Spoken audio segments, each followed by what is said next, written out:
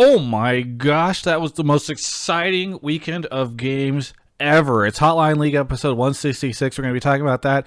We got Game Fuel and Alienware back as our sponsors, like we do every episode because we sign year-long contracts with these people. Yeah, anyway, first off, let me go ahead and introduce my constant co-host, Mark Zimmerman, who last week, when I said, I'm really worried that this weekend is going to suck from a game perspective, he said, nah, it's all good, dog. And then on Sunday, he tweeted, wow, can't wait to analyze this game 3. What a banger. Or something to that extent. How we feeling, Mark, about these games? Did they live up to your expectations? Dignitas fucking sucks, bro. I don't know what you want me to say. I didn't think they were going to go out there and give out like power picks every single game in every position while they just draft some like weird ass counter pick stuff, you know? I didn't call that one in my prep, so that's on me. Sorry, I thought that series would be fun. EG TSM delivered, I'd say, though. That was a pretty fun series. That was fun. Super sloppy, too. I mean, it was okay, I guess. It just kind of, like, in my mind, it was like, okay, well, we know TSM's the better team. They went out, they won 3 games, but EG did the normal thing where they, like, randomly pop off and have a great game, and then here we were. It just, I think didn't you predict 3-1 and it went 3-1? Like it just felt Travis's only ability to appreciate a series is if it's an upset or like it doesn't need to be an upset. That's what I was gonna say. Hold on, if we had those exact same games, because EG was up in the last 2 games, if those exact games, but definitely doesn't get hooked, and then EG doesn't get outplayed randomly in that last game, how would you feel about the series then? So I guess theoretically it goes to 5 games, right? I mean, they would have just won 3-1. I mean, I think if EG had like suddenly upset TSM, that would feel crazy. No one expected that other than Dash on this or that. He was like the one person I watched this or that, and he's like, I think this is heavily favored for EG, and I was like, who is this? Well, I'm glad you just outed yourself as not watching the countdown because I'm pretty sure 2 people on countdown predicted EG. Really? Exactly. Yeah. Who? Me being one of them. And then no, it was you and Raz, right? Who predicted EG? No, me and High. Okay. Raz predicted a TSM, I predicted TSM, and so did Alorum. But like, there was at least people going back. My point was less about like the outcome and more like, dude, the game itself was fun to watch. All right, like the teams were doing shit. You were screaming at your TV like, God damn it, definitely. It was a fun series. Like to you, curmudgeon-y old man who doesn't appreciate gameplay. It was a boring series because TSM won 3-1 as predicted. But I'm okay with teams winning when you expect them to. I was less enthused by the EG TSM game, and then that Dig 100T situation was like not very sad. It was very sad. I had a Game Fuel tweet that we had planned together because I'm hopefully Game Fuel people aren't watching this. I'm going to out the script, but they gave us like They gave a bunch of influencers. They're like, hey, we want to do this like fun thing where it's like ordering Game Fuel for delivery from the Game Fuel website is like, and I was like, how can I make this about the import rule? Because we started talking about it several weeks ago. So I joked about it, seeing an NA team do so well. I was like, we got to get this tweet out stat because this tweet is going to look like sour milk by the time that we get there. Also, by the way, let's introduce Primal because we've already dived into the amazing games. Primal, how's it going? Welcome back to the show. It's going good. This weekend I learned that if you ever not even say something negative about TSM, if you say they're not going to win, you'll get toxic DMs. So that was Did you see the Reddit thread? I didn't see the Reddit thread. So there was a game one Reddit thread that they did because they were making Reddit threads after every single one, and people were like, "Get Primal and Raz off the desk." Oh wow, TSM had one bad series, and now we're gonna pretend that they're all shit. Blah blah. You angered some fans. I will say not Raz. Raz was pro TSM. Wait, just to be clear. All right, I need to make a fucking point. I don't know what it is with like people in this community and like not being able to separate opinions from feelings. But like, if I predict I think EG is gonna be TSM, it doesn't mean I hate TSM. Like. People will like actually take like almost as if I hurt them, like I physically like insulted their family or like slept with their wife because I'm like, I think EG's favored in this matchup. And like my job is to entertain, right? Like I'm kind of like, so it was a little bit of a hot take. I knew it. I said I'm calling an upset. I knew it wasn't like necessarily the likely thing. But damn, people get so upset about this shit, man. Kelsey Moser in the chat says Primal just met his first TSM fan. It's normal. Yeah. So to be clear, by the way, I don't want to generalize all TSM fans because if you go to the TSM subreddit, there are actually a lot of very reasonable people who will then like downvote like the shitty TSM fans who are like whatever. So like I think sometimes we paint with very broad strokes on TSM fans because it's fun and easy, and oftentimes they are the most loud, passionate fan base. But yes, there are some fucking crazy TSM fans who take it very personally. Yeah, and that's fair. It's not just TSM fans. I think So I've been following League of Legends like forever, but as a fan, so whenever I saw people talk about like toxic trolls, it wasn't personal for me because I never got anyone like hitting me up telling me go die in a fire because of like an opinion I had. But then I had this experience. I was like, holy shit, people actually feel this way. Yeah, you've made it. I guess so. The other thing I was gonna say though is some people had you back because in the second post game thread after EG slapped TSM's ass, then a bunch of people were like, "Where's everyone from the first post game thread now?" And it was like a bunch of people came back around the other way because people also love trashing TSM fans. So it went back the other way a little bit. Well, I feel it's so funny because Tim, we like the craziest place I see this is Run It, because Tim usually comes in with like Tim is not like this passionate dude who's like making crazy arguments or whatever. Like he's not one of the many co-streamers, right, who are all like very emphatic about things. Tim comes in on Run It and he's like, here's like a stats breakdown on why I think that like TSM is gonna just lose this series 2-3, and then it goes up and TSM fans will be like, I just can't take this guy seriously anymore. He comes in here with his cherry pick stats, his clear vendetta. I'm like, this he's talking about like a spreadsheet. He's showing you a digital spreadsheet. This is not a man who is like has any hate towards any team. I don't know, it's very funny. Yeah. And just to be clear, like I do think there was a very good chance that EG beat TSM. Like I do, and I think TSM is generally the better team. But I mean, even if you look at those games, it's like a one decision difference in games 3 and 4 between EG losing and EG winning. That said, like where I was wrong is that I underrated the players on TSM and I overrated the players on EG, because those clutch moments with that one hook difference, like that's a difference in player caliber, right? So that does matter. It's not like, oh, we just flipped the coin and EG happens to lose today. It's like, no, TSM's players are better and more consistent. That's what happens in close series where I do think stylistically they're outmatched, but they just don't have the firepower. So I was wrong. That's okay. I think for me the reason I predicted EG was just like I'd seen too much, like you said, inconsistency being their weakness. Like, so you said you predicted EG? Mark? No, I predicted TSM 3-1. Okay, just a second ago you said the reason I predicted EG. I was just clarifying. I said I didn't predict EG. Okay, sorry, misheard. I will bite your head off, dude. I'm feeling it. There's a lot of tension and hostility on tonight's Hotline League. That's because you come in here and you're like, the games were boring. And I'm like, you're boring.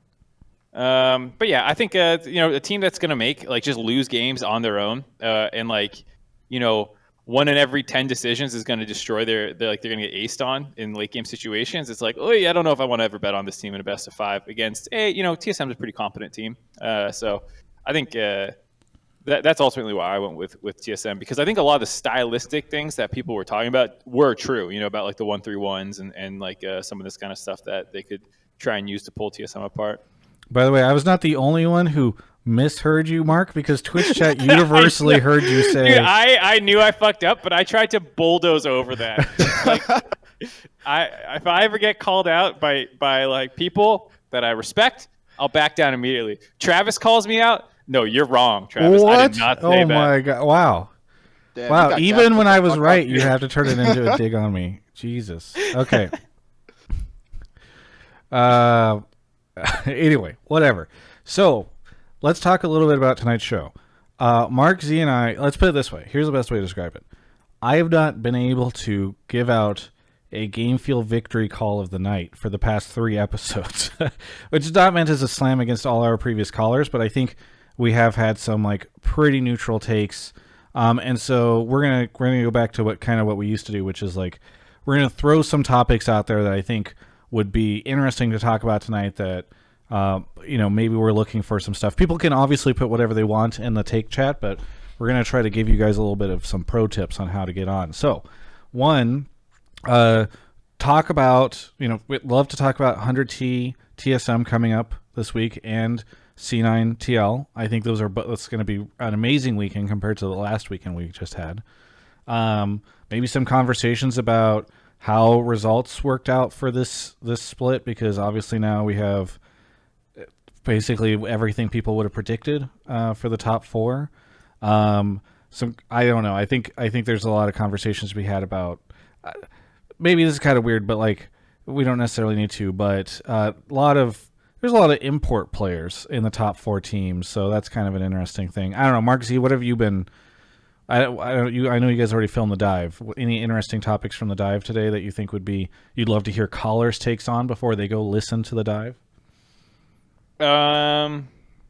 Not particularly. I mean, we talked a little bit about coaching staff of the split on the dive, and kind of went back and forth a little bit about like the merit of it, given that it's probably the award that we have the least basis for anything we say about it. Given how coaching staffs are more in the background.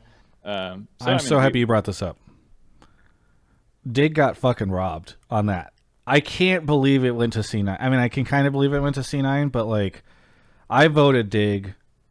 You guys don't need to disclose your votes because I guess Riot doesn't do it for the coaching thing, but I was really surprised that Dig did not get it.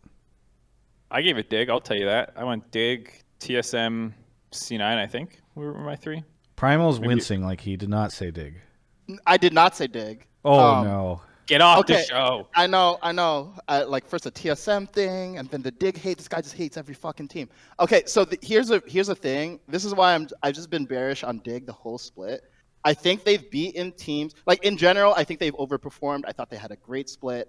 I had them like probably like 7th or 8th position. I forget where I power ranked them. Was totally wrong. They look great. But I think against top teams, they were consistently not doing super hot. Now, with TSM being a notable exception, I think they were 2-0 versus TSM. They were 0-2 versus TL. They were 0-2 versus C9. And me personally, and you can see this even in how I rank for All-Pro, I really value performance against top teams. So in terms of like, did this team overperform? Absolutely. Does this team have great players? Absolutely. But do I think this team has the best coaching staff in North America? I don't. So I think that's a valid argument. I actually do really appreciate they weren't able to take these games off these bigger teams. But I'm trying to remember what was this is not some coy thing. I actually can't find it on the website. What was the like distance between C9 and Dig in terms of like total wins that split, or between any of the teams that were above them? Wasn't it just like a couple games? I'm looking real quick. They had 11. C9 had 13, so 2 games. So that is for me one of the biggest arguments for like not just okay. I think C9 and TL and TSM all have talented coaches and coaching staffs. I'm not trying to shit on them. However, if you are C9 and you have this like crazy lineup, you are TL, you have this crazy lineup, and Dignitas is 1 or 2 games behind you, like I think that says as much about coaches not being able to get the most out of their team as it does about Dig getting more out of their team. So not only do I think Dig overperformed, but I actually think the top teams kind of underperformed what they should have been able to accomplish with those lineups. And so I think that's part of the reason why I'm I'm actually curious, Primal, like what about C9's split made you really feel like their coaching staff deserved it? Not trying to super challenge you. I'm just curious. I actually don't recall if I rated C9 or TL number 1, but I think this applies for both teams. I think they just have much better drafts. And I think it's reflected in like how they're able to get advantages early game, like pretty consistently. Obviously their players are super good, so that's part of it too. But I feel like for Dig, a lot of the games I feel like we needed to re-rate our expectations of the players because I don't think this was like a situation where we had a bunch of like bad players overperforming. I think we had a bunch of players who had lagging expectations of them being bad be wrong, and the players just ended up being like arguably like maybe the worst player on that team was like top 5 in role. You could argue Dardoch and Aphromoo were top 3 in position, right? So overall, like if you look at just the quality of the players, it's not crazy to look at this team and be like, okay, this is a team that's actually 2 wins behind C9, and I think they were third in the split overall. So I think we actually need to look at the players and not be like, hey, this is a bunch of trash players who the coaches got so much more value than they should have gotten. And overall, like I think the things that Dig does early game like just aren't particularly impressive. I think what their strength is their team fighting. Right, their team fighting late game is like particularly good. Yeah, Dardoch obviously has some pop off moments, and I think he has some good individual performance. But I don't think this is a team where you see like excellent macro or super smart split map plays or like super good objective setups and objective takes. I think you have a team of like solid players who performed as a group of solid players does, and that's about it. Whereas I think especially with C9, given the issues I think they still had top at the beginning of the season, has just a much more cohesive early to mid game plan. They're much, much better around objectives. And look, this is the problem with coaching of the split discussions. Like one could argue that maybe they just had much better macro because they have much better players who understand the macro game. Obviously that's part of it. But I really, really value like things like drafting and macro and early game performance overall. So I just couldn't bring myself to vote for Dig as being first, but I think they obviously have a good coaching staff. Well, I appreciate that. I do want to throw it to Mark though, because people in the Twitch chat are saying, Travis, this is why you're not an analyst and your take is dumb.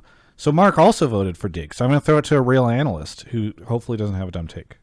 Well, I think a lot of the things that people say for reasons not to put Dig also are things that you can easily use similar reasoning for why these other teams might not be as impressive too. Like talk about, oh, well, Afro and Dardoch are better than people gave them credit for, and there's a number of players on the team who are like top 5 in role and this and that. And it's like, yeah, well, what the fuck is C9 and TL, you know?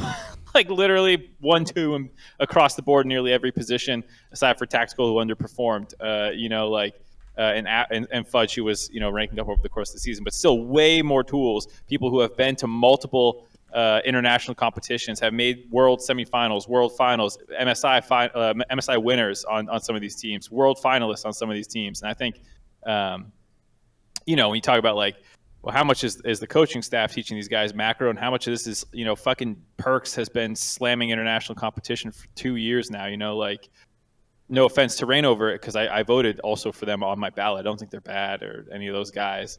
And it's like, if we start talking about macro and giving that to the coaches, it's like, well, it's like, well, I don't know if I can 100% get behind that, because the players are all ultimately the ones like in the game doing these kinds of things.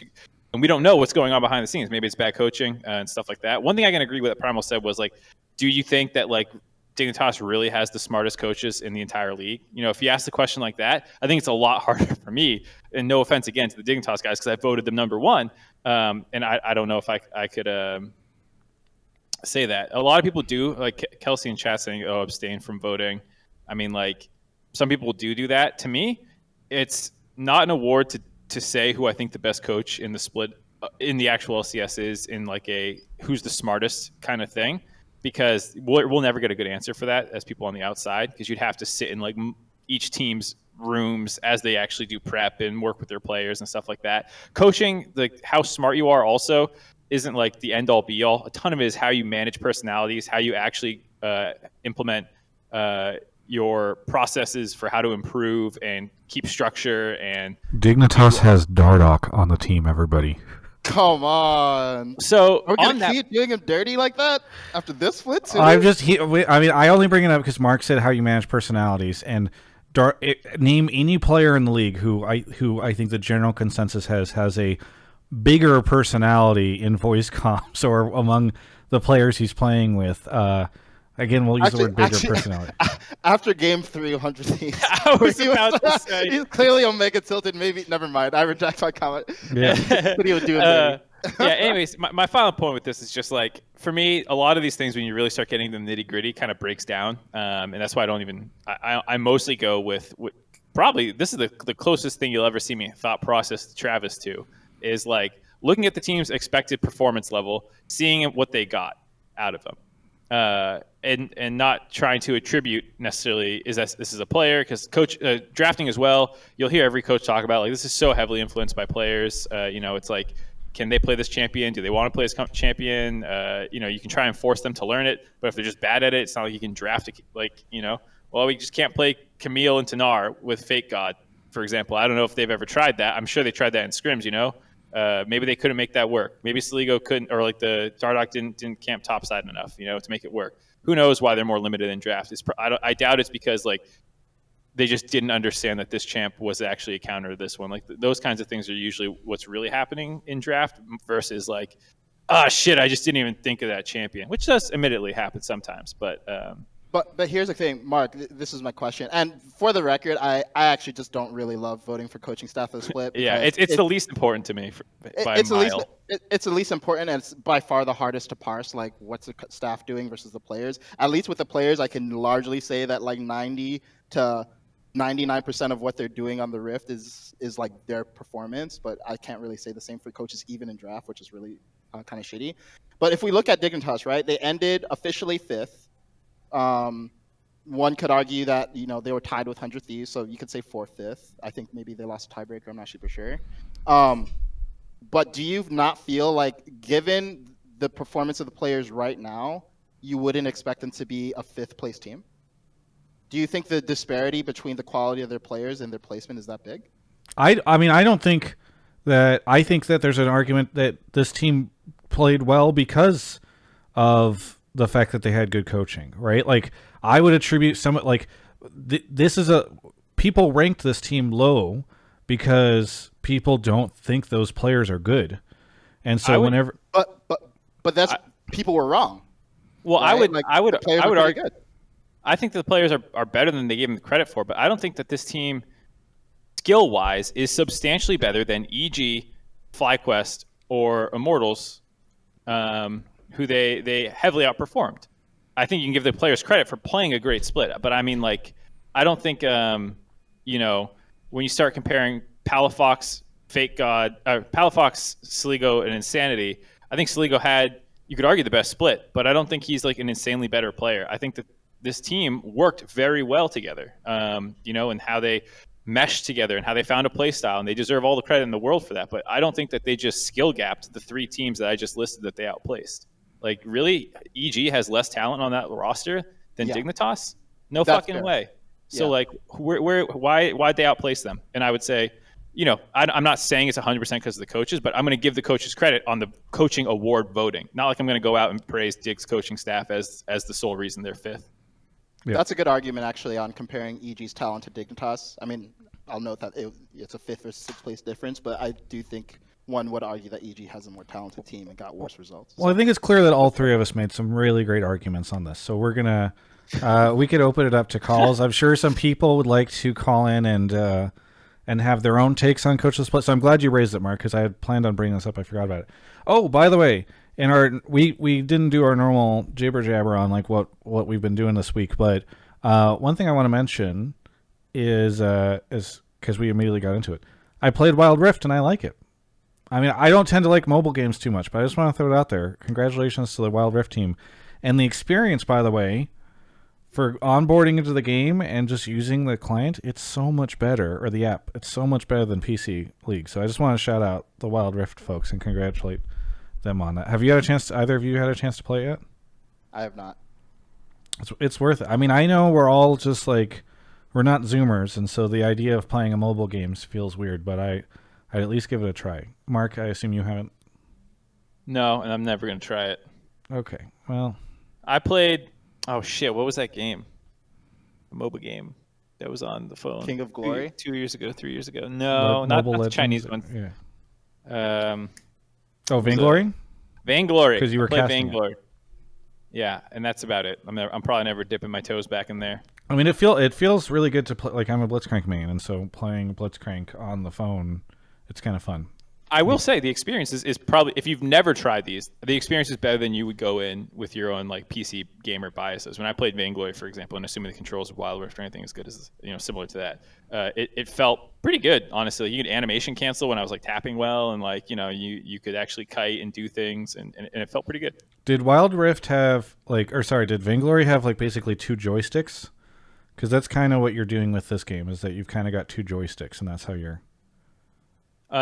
No, you had one in like an action bar, and some of the action bar would be targeted. So like you would tap and then tap again to shoot where you wanted. But it wasn't like a second joystick. I don't. Yeah, believe. you should. I know you say you don't want to, but you should try it. Okay. Anybody else? Anything else that happened this week that we're forgetting? I feel like it's been mostly a quiet week, and then we had those like just atrocious series these past week. So do you want to cancel the show, Travis? Do you think it was that bad? Should we just call it? No. This is the you cash sound really cow negative on it. I don't know. I don't want to keep you here if you don't want to be here. This is the cash cow of Travis Gafford Industries. We have to brute force these babies out, okay? And plus we've got Primal, who literally has a gruesome image. Jesus Christ. Yeah, dude. You gotta C-section this shit out of here. Oh Jesus. Okay. Well, Primal is literally an award-winning producer. Is that what your title would be for? Is that what you're listed as on that? Whatever. We're gonna go with award-winning producer. This show's gonna be great because we've got literally. Anyway, so let's go ahead and take some calls. Mark, you want to explain how it works? Yeah. So if you've never seen the show before, this is a live call-in show, so you can go in and give your takes to us on the Discord that we use. Go ahead and pasting that in Twitch chat right now. Go ahead and join that Discord. Once you get there, join one of the voice call channels, Pleb Calls 2, or Sub Calls if you're able to get in there. And then in the Pleb Topics tech channel up above, go ahead and post your takes, what it is that you want to talk about. As Travis said, this week, probably looking for some takes around the series that just happened and the series coming up. I don't think there is that much other news, though. I'm always willing to... the coaching stuff. The coaching stuff. By the way, I'm sure Primal and Mark would feel very uncomfortable with this type of take, but maybe Mark will be man enough to take it, and I can just address it. But if anybody wants to talk about viewership on Saturday was very spooky. So I'd be happy to field a call about that if anybody has any. Are you talking about Game 1 viewership or later on in the day?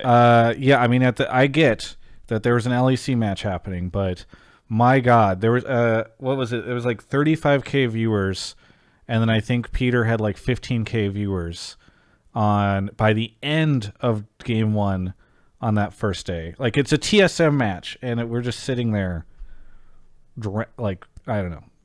I'm totally. I mean, I don't mind taking these topics on the point. Either. Just to be clear, I'm totally fine to talk about this. So let's talk about it. Yeah.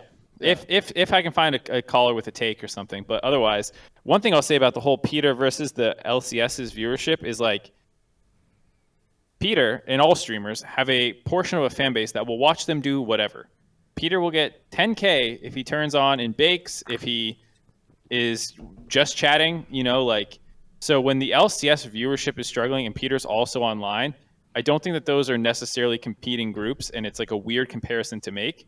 At that point, I think it's the only thing I would say is when the LCS viewership is low and you have Peter at like 50% or more of the number of the LCS thing, I get what you mean. I totally agree, but it still looks really weird. And it does also mean that in that moment, he has a great deal of voice and control over the narrative of what's happening there in a way that he doesn't and under normal situations. But I brought up the two members. If Ninja watched the LCS and co-streamed it and there were 100,000 people watching him, it's not like that's the same viewership. Wait, are we talking about two different things though? So Travis, what's the concern? Is it the number of co-streamers of LCS relative to the number of people watching my biggest concern to mainstream, or is it LCS versus LEC? No. My biggest concern is not LCS versus LEC. It's not even the co-streamer stuff. It's like we have a TSM match in playoffs, and we're getting like 45K or 50K viewers. That's the part that I think is if you are concerned about anything, the part to be concerned about. The double lift thing is literally in one ear out the other because I just mentioned it as a way of adding cumulative viewership together. Because Dom and LS were co-viewing LEC. So like the only viewership was those two numbers on Twitch. I know there was a little bit on YouTube, but like that, I just brought it up for that reason. Right. I would say, yeah, whatever.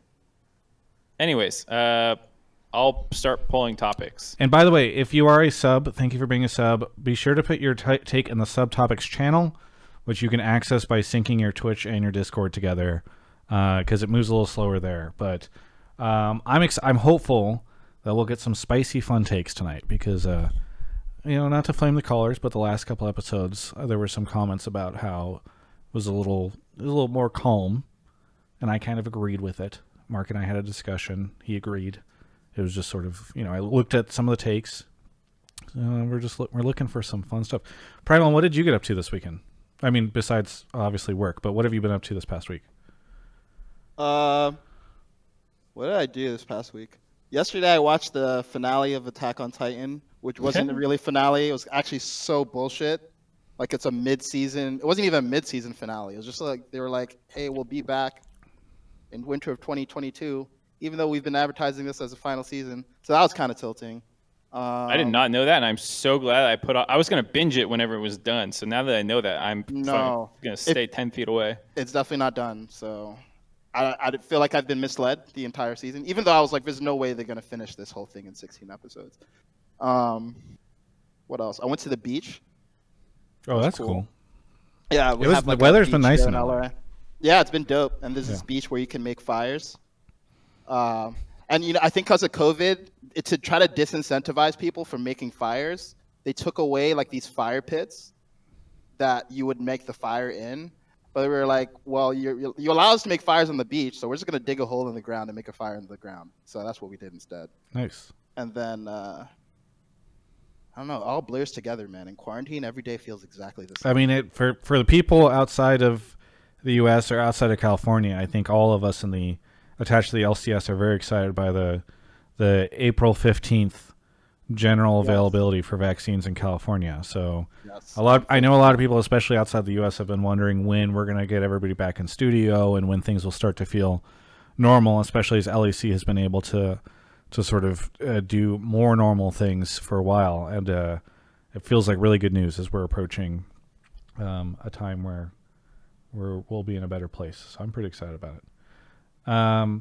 Mark, I don't know if you're still reading over some takes or whatever, but yeah, I got the first one we can go with. Okay, we can keep taking takes, folks. There's only 2 people in the waiting room, so if Mark hasn't pulled yours yet, maybe think of another one, or some other folks can maybe put some stuff in there. But again, make sure that you join the Discord, drop stuff in the pleb and subtopics channels, and that's how it goes. Gaming for the Weekend is calling in. Where are you calling from? Hello, I am calling from Sydney, Australia. Australia. We get so many Aussie callers, and I'm sure it's just good timing there, because I think it's in, let's say, afternoon for you. Yeah, it's lunchtime. Taking a break from work to call in. Very good. Well, I appreciate the you spending your time with us. What is your take? Yeah, hopefully a super popular one. My take is that the addition of the OST players to the LCS and Academy adds a whole lot, and that OST is not just a player dollar store. I can elaborate a little bit. Yes, has somebody accused it of being a player dollar store? No, I don't think so, but I just coined that, so that's mine now. Okay, well, I'm sure. Wait, so you basically manufactured Flames to refute it? Yes. No, but I mean, it's definitely the type of thing you could imagine hearing, like, oh, it was on several co-streams or something. People were calling OC a player dollar store. Anyway, sorry, go ahead. So you think OS has been a really good improvement for LCS? Yeah, I mean, obviously after OS got boomed slightly, it was tough here. But I think it's added a lot to the LCS. I think that going into the playoffs, or the top 4 playoffs at least, the top 4 teams have 4 players from OS. There's Fudge, Lost, FBI, and Ryoma. And I think some of them have, some are looking more solid than others. But I think that given the opportunity, these players will do well and continue to grow. I think Fudge is a good example of this. I loved seeing him come in at the start of the split and do some trash talk, and he got beaten down pretty hard, but then he took it really well. And I think, I'm not saying he's the best top laner, because that probably goes to Alfari, but I think he's shown a lot of development, and it's been a really solid performer for C9. While he's not Perks, that would be a tough act to follow. I think he's been pretty reliable. And I think, especially during his recent games, has shown a lot of really good form. I'd be curious to get your take on this. But I think outside of that, I think that players like Raze and Destiny will also develop a lot. And then looking towards the academy side, I think there's players like Isles and King. King has been one of the best players in those for a really long time. And I think that when he gets a shot in the LCS, he'll shine really, really well, like he has in academy. So I think there's a lot of depth to the OST player talent pool. And I think that in reality, they just never really had the development opportunities that would make them top players in the LCS. But I think that if they could keep getting these opportunities, I think that we'll probably see a lot more OST players ending up in the top 4 teams in the LCS. And this doesn't just mean that the LCS is weak. I think it just means that the whole region will be stronger. Well, one quick question on that before I throw it over to Mark and Primal. Yeah. Do you think we will continue? Like, my concern is we have pillaged your players, and so I worry that like we took the best like of the crop of that league. I worry that there won't be like a great system. I know they've replaced the league now, but I worry that perhaps like this will be we've taken the great players and then the others will not be able to develop sort of the way these ones were able to. Yeah, look, it's definitely true that the LCS has pillaged and pilfered up all the best players in the region. That's for sure. But there's still a lot of up and coming decent players here. I think I watch quite a lot of the new domestic league, and there's a lot of fresh up and coming players that are really fun to watch, and that I think some show a lot of promise. So I think yes, while a lot of the best players were taken out of the league, I think that's just opened up more slots for more talent to grow. I think that with people like Spawn at Liquid, obviously bringing across other players like Harry, etc., I think they'll keep an eye out, and hopefully there's some more, in inverted commas, nepotism to bring more OST players over to NA, because I think that, again, there are still good players here and new players that will show up that I think will be able to step up. Well, I appreciate the call out on how many OST players did make it into the top 4, because I think it's really notable. Okay, so Mark or Primal, I don't know which one of you wants to jump in here first, but I'll jump in. Yeah, go for it. So first of all, thanks for the take, even though you manufactured this dollar store. Well, here, in his defense, Primal, I will say this. One thing that was happening during the time where Anero was getting heat for working with a lot of OS coaches was there was a lot of talk about like, oh, OS is not a great region, or it's not a very strong region. And I don't think there's been a general recognition of like, oh, now we can go get a lot of these OCE players. So I do think calling out like they've done well despite perhaps not very high expectations, I think, for the region in general. Yeah. I think a fair one. If I could just very quickly add to it, I've not spoken a lot, but yeah, I definitely saw that, which is kind of why I said that. It was like, well, if you can't get anything better, go OS, as opposed to the fact that OS actually does have talent that's worth getting regardless of necessarily what you're paying for it. The fact that you're getting it for $1 store price is even better. Yeah, sure. So I think the weird thing, this is kind of an oblique point relative to your point, but I do think is relevant, is, okay, so if we look at the league right now, right, it has 50 starters, like give or take. Let's assume at least 2 out of every 5 members is an import. And import does not include OC, right, because OC is considered domestic now. So that's another 20 players taken out of the pool. Let's add some more, because you have teams like TL that actually is like almost, kind of 4 imports, but some of them have been here for a long time, so they don't count against the import rule. And then you have like 7 OS players of like, I would say middling to high level, like FBI probably being the best, and like Fudge being up there too, and then some other players maybe not Lost being. And Lost also like mid to top tier in his role.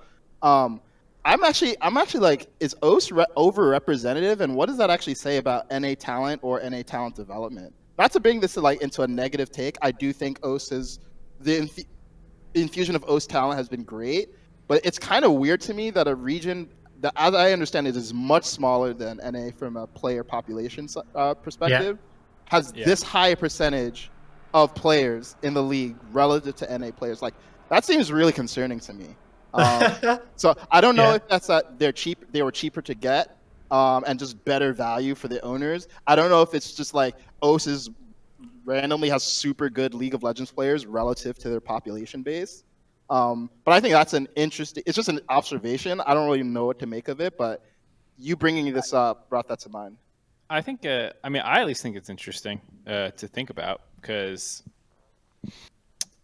I think the OS import talent injection that kind of happened has been good for North America as a whole, in just terms of like, hey, more talent coming over, which I think is good. And for the most part, I'm pretty happy with all of them. I mean, even Ryoma, which people flame for getting put in, which I understood more so when he was counted as an import player.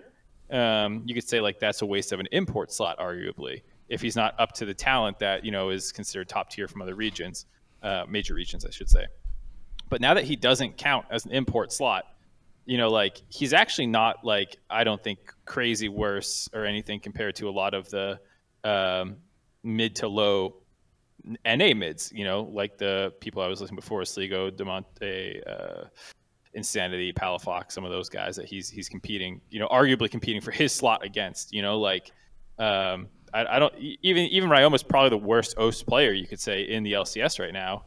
Maybe, I mean, you can get into like Raze or Destiny or some of this kind of stuff. But they're at least, to me, look pretty competitive with native North American talent in a lot of ways.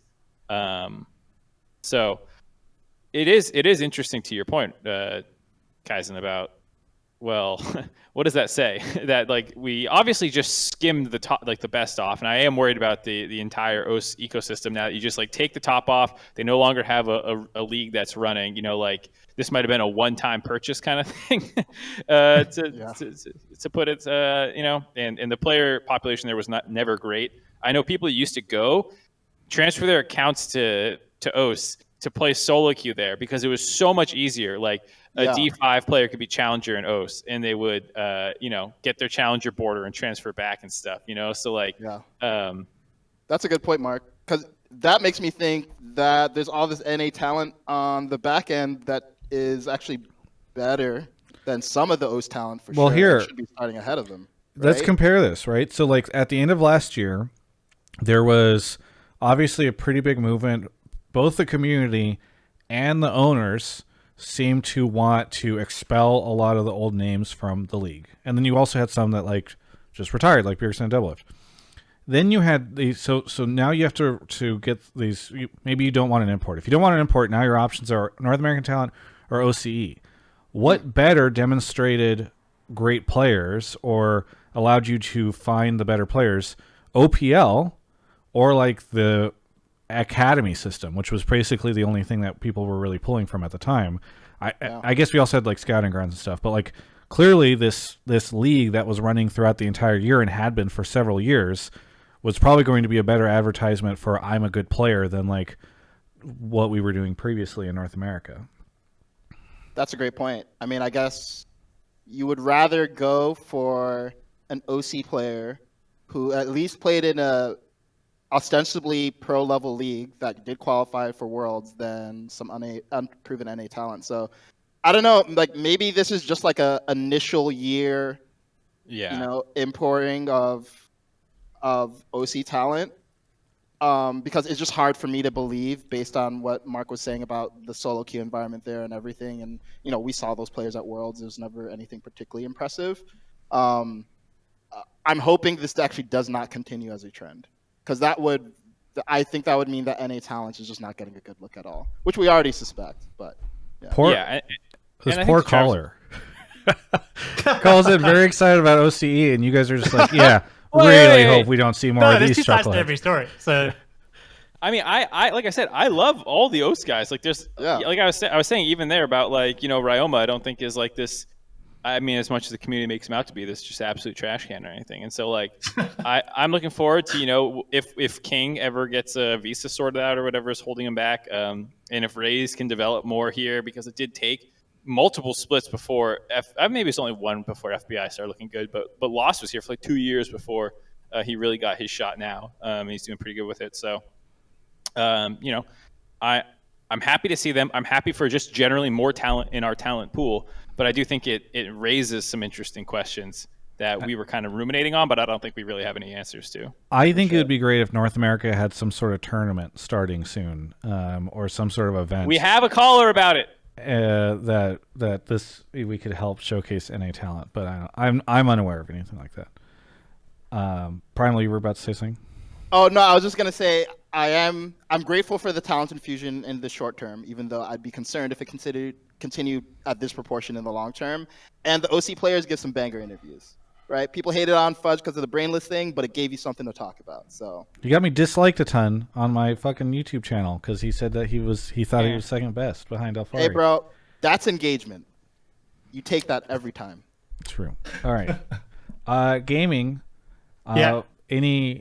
We've unfortunately, we appreciate what you've sent us, but we're less interested in the future. Is there anything you have to say about anything we've said before we give you a chance to shout out stuff?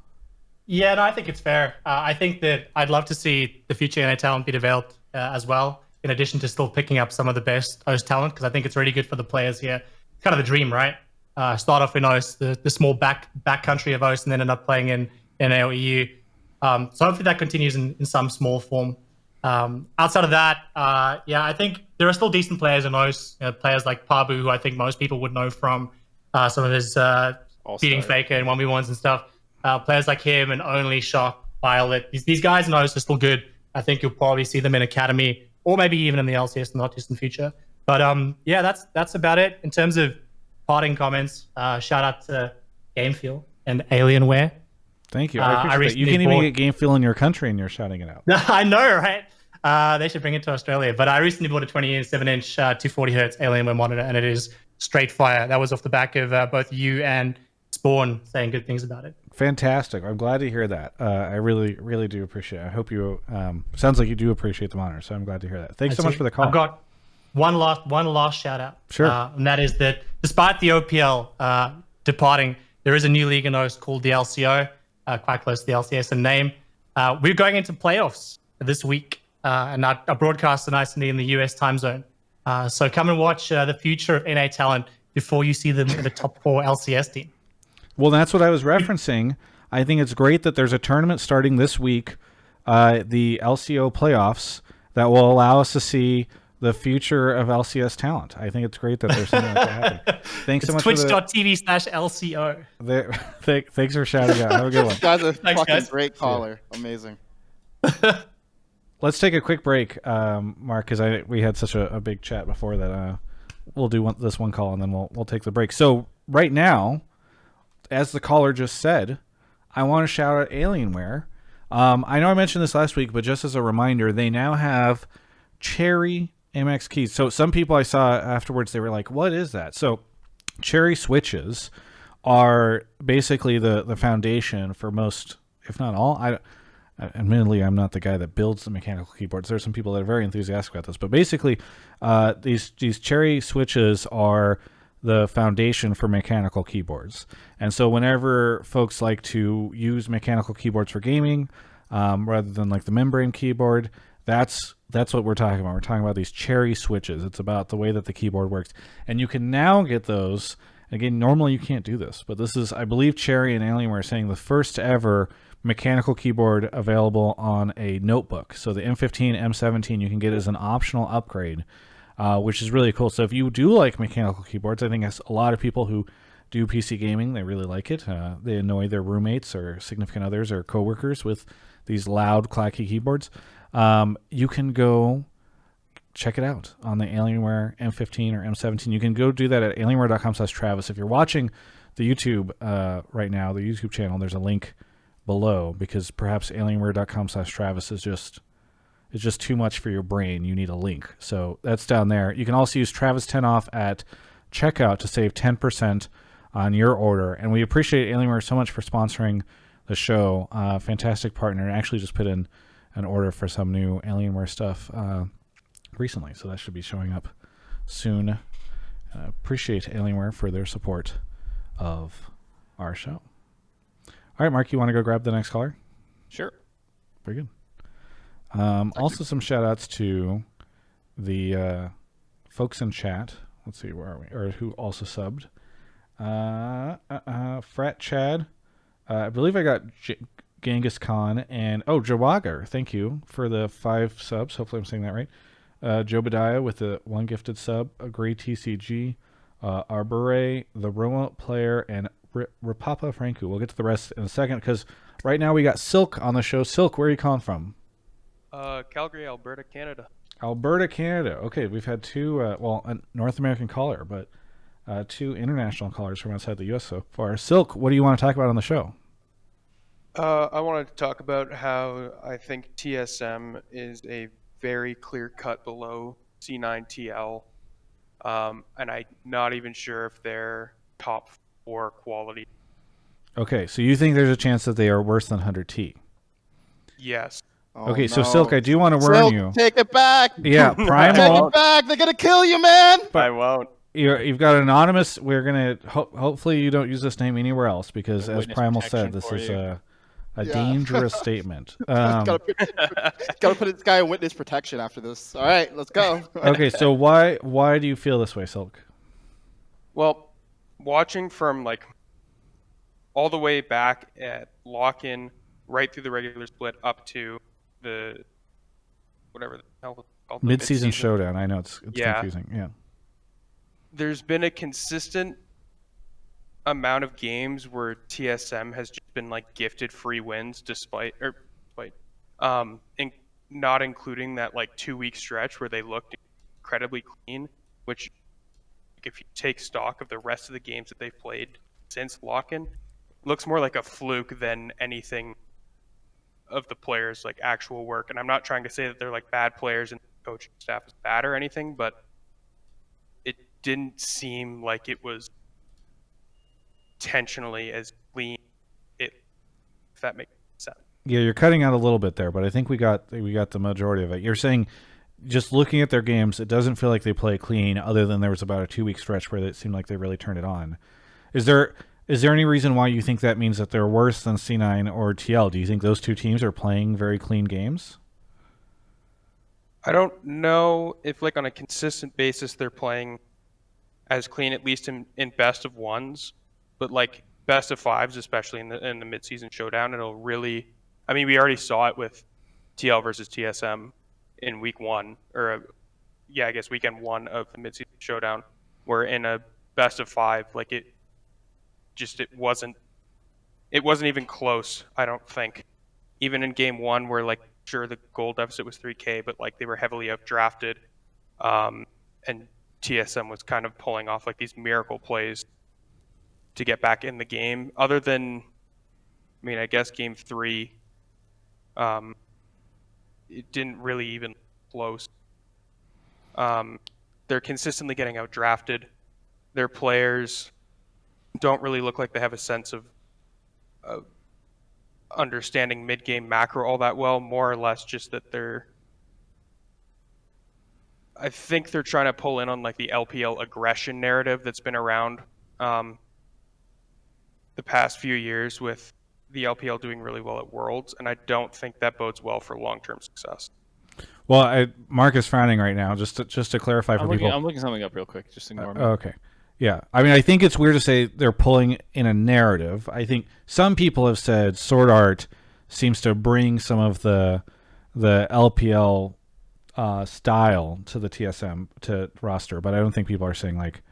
I don't think there's a sense that TSM is like, aha, well, LPL plays aggressive, so we're gonna steal that shit. Maybe I'm wrong.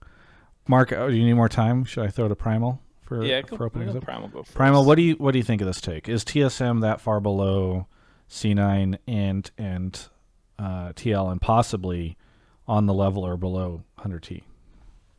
So I don't think they're below 100T. I think they are, for me, pretty clearly the third best team. But I do think it's pretty clear that they're below C9 and TL. I think there's a few reasons why. Like, so if we look at the TL-TSM series, I think they have clear issues playing against teams that can execute 1-3-1 really effectively, right? Like, that series was all about the advantages that Alfari was getting and the pressure that he exerted on side lanes.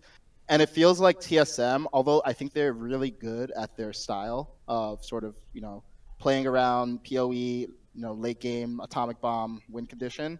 I think they struggle a little bit more when PoE is banned off control mages and he's playing stuff like Lucian, or they're forced into a Seraphine team comp and then they're playing Gragas and they don't have a way to answer side lane pressure.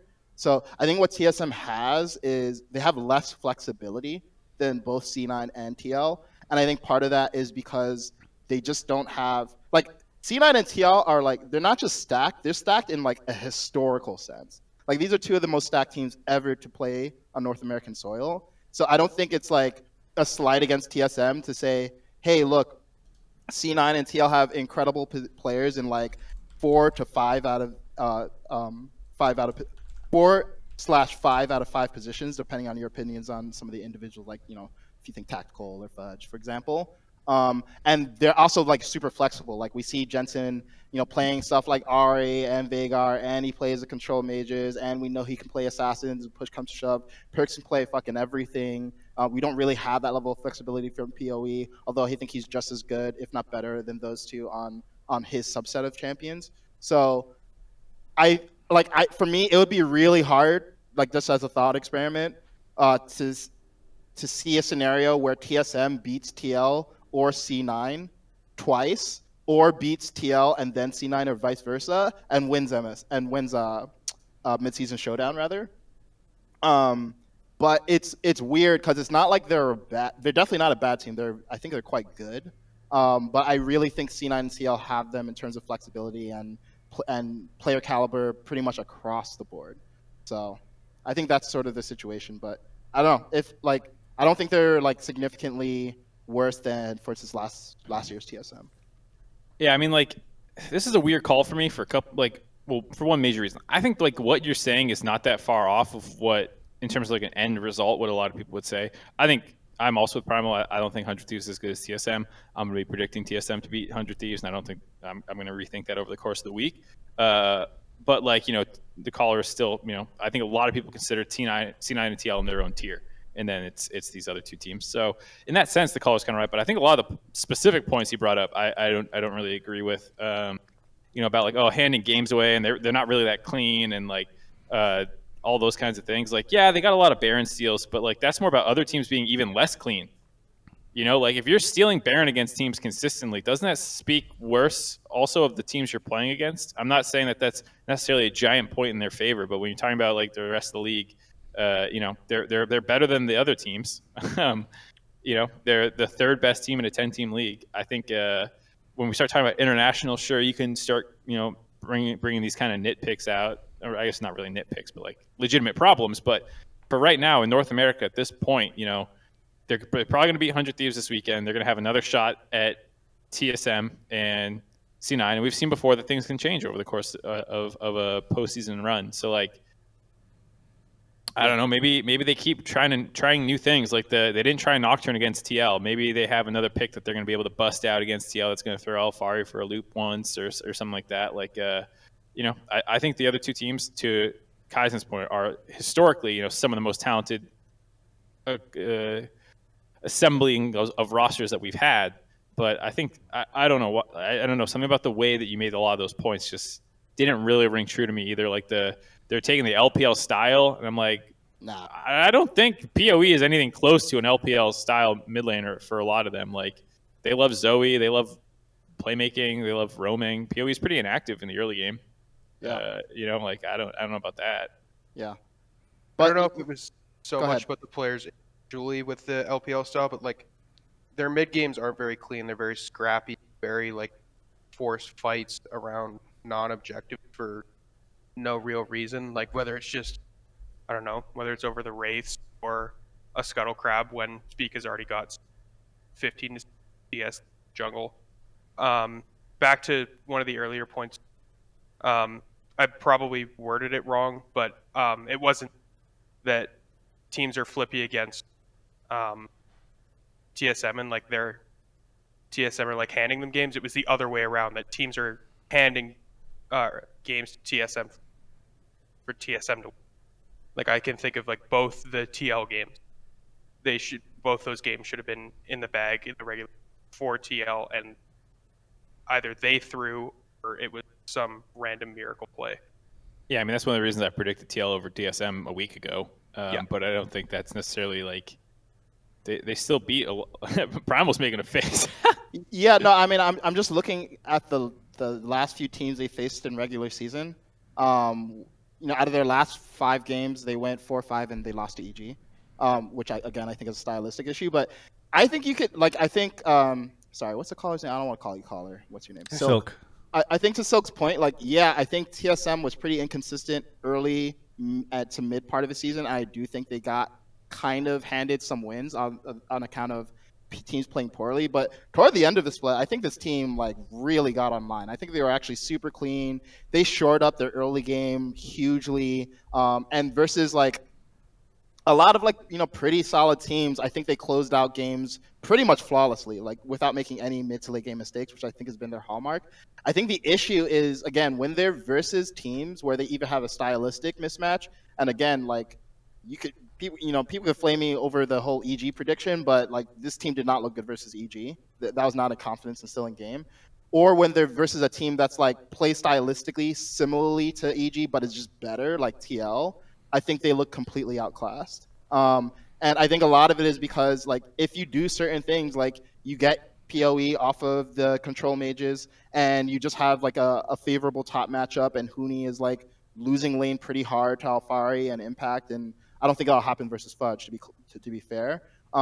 It's hard for me to say I view TSM as a team that can win the split. Now, granted, last year they made a whole lower bracket run, but that was a different TSM and a much different league, right? We did not have teams as stacked as C9 and TL in the league at that point in time. And TSM had the best mid to ever play in North America and the best AD carry to ever play in North America. So I think things are pretty different now. So anyway, look, TSM's good.